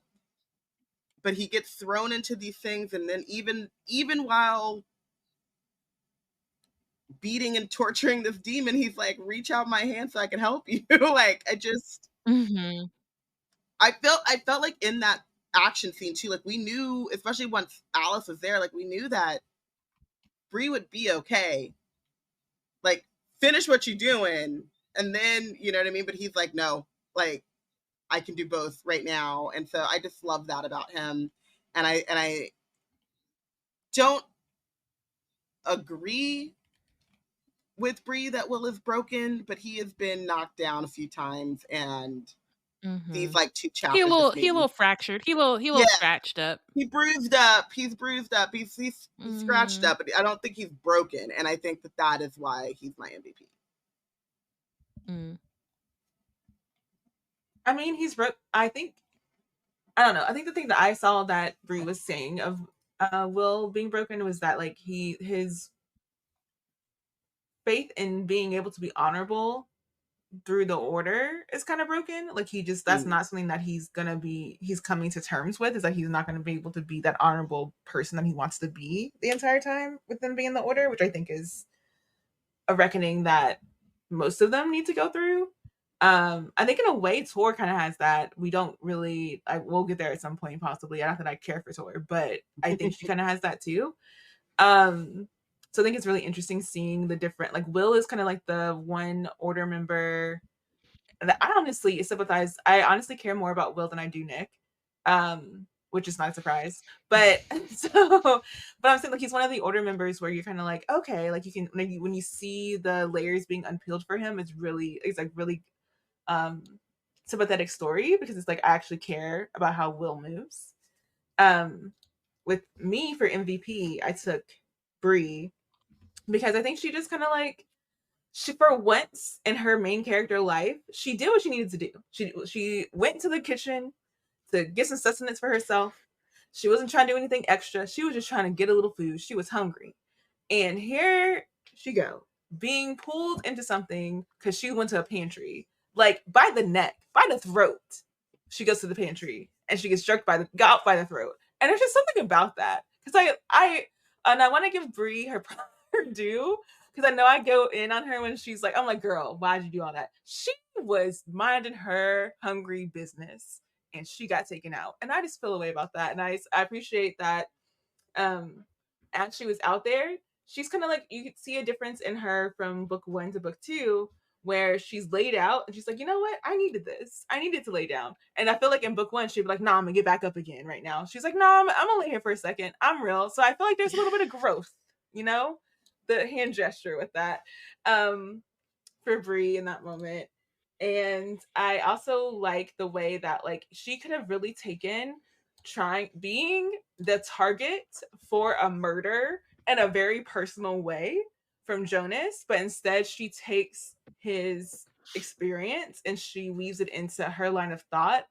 Because I don't know that she would have thought about her role in the cycle of death and murder over centuries as thoughtfully as she does now, having interacted with Jonas and knowing his story. So I really just appreciate that throughout all of it, she's growing and learning from this in a very fun way to watch, but also like in a way that feels like self-actualizing.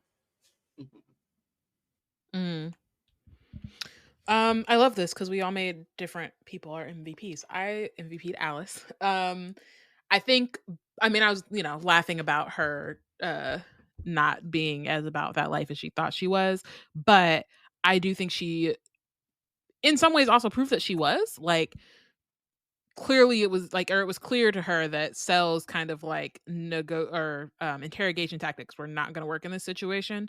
So being able to like recognize that and use her own like particular strengths and like a kindness in order to get the information that they needed, I think was important. I think it also was important narratively to kind of see her learn more about what this situation really is. And like her reaction to it, I think made a lot of sense. And I feel like Bree had kind of a similar one when she first started, but Alice has kind of always been in the back, even when she's known a good amount about the order, but has not actually been like on the front lines really at all. She's just kind of been hearing about it. So I think she did well in the fact that she was able to like use her strengths to help the situation. Was dope. I think it's funny that especially because like, and in her pajamas. Mm-hmm. Yes. Straight out the shower. She just got out the shower. Now she's kneeling in the dirt in the dark, with her hair wet, she don't catch a cold. I just think it's funny that if we put in the community like who chose who as MVP, I think they would sort it, match it differently. Like I think they would put like Robyn with Alice, me with Will, and you with Bree. Like it'd be so funny. Like people are like, so I feel like our MVPs this episode is kind of funny in that like even if one of us from the past was like, name who matched with which MVP, it would be a different. Right. Yeah. Yeah. We've done that twice now, right? Sorry. I just think it's a funny observation. No, it's hilarious. Who is benched? I had to just go with the regents on this one because like I said, like it would be easy to say like Jonas in these chapters is like the bad. He hired a hit demon, like made them feel safe in the safe house, or took them to a safe house where they were not safe. But like I said earlier, like Tracy does a great job in the writing of it to show kind of how he got to this point, and that stems from the regents, and to the point where you think the most logical thing is to just kill the scion, the crown scion, and burn it all down, is like, especially when he is someone who like we assume like grew up in this the same way that Will and Cell did, and like yes, you can be disillusioned, but like to get to that point, to have the point where you have Dud Davis out here railing against someone for stealing a birthright, like it just, yeah, they have been the antagonist in each and every one of these people lives, to the point where it's affecting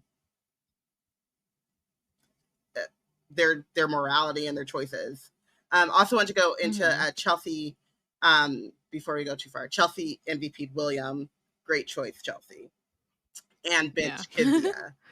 So I wanted to like... That's fair. Yeah. That's very real. Because she was definitely wilding. Like, but looking good while doing of Bree it, was really if you talk wild. to Porshèa. Yeah. I also benched the regents. I feel like too, like just from what you were saying, it's like none of them were in this chapter, but they were such a presence in the whole thing. The entire time, you could like, all of it is very clearly their fault.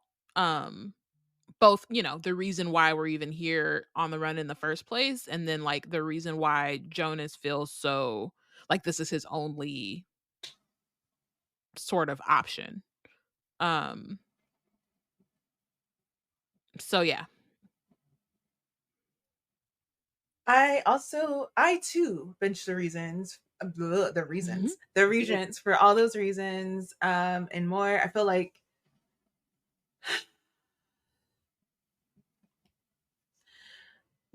into all the people and systems where they can manipulate thousands, hundreds of thousands to do their bidding in the name of sacrifice and order, but whenever you get to the end of it, the bottom of it all, the sacrifice is actually to line their pockets or to give them, the people who are already on top, even more than they already have.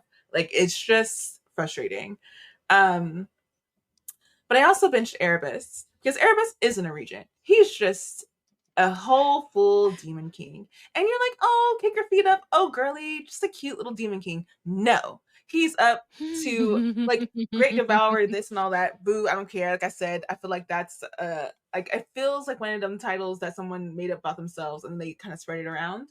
Just the fact that like he orchestrate, because that was the thing that I also question marks I can't remember. Is like, who is Kizia's employer, and is that different than who the Demon King is, or are they one and the same? I think they're different. That's what I thought think too. It's yeah. I feel like her employer is somebody, I don't know if it is, I don't think it's Valak, but somebody like that. Yeah. I was thinking that it's more of a Valak type of underground system, like kind of like in Star Wars, where they have like a bounty hunter system or whatever. And exactly. That's what So I just like, for Erebus, like I just think that like he's pulling strings in places that he's not even at, in the same way that the regents are. And yeah, sure, he's the Demon King, but I'm like, what is the greater arc of it all? Like, what is it all for? And it just like knowing what ends up, where we end up at the end of the story with Erebus, I'm like even more mad. at the fact that like he has put a target on Bree's back in a way for people to know to not mess with a certain Aether signature. And I really started to like worry about Bree, knowing that this was something that the demons knew when I first read this. And now reading it again, I'm like reminded.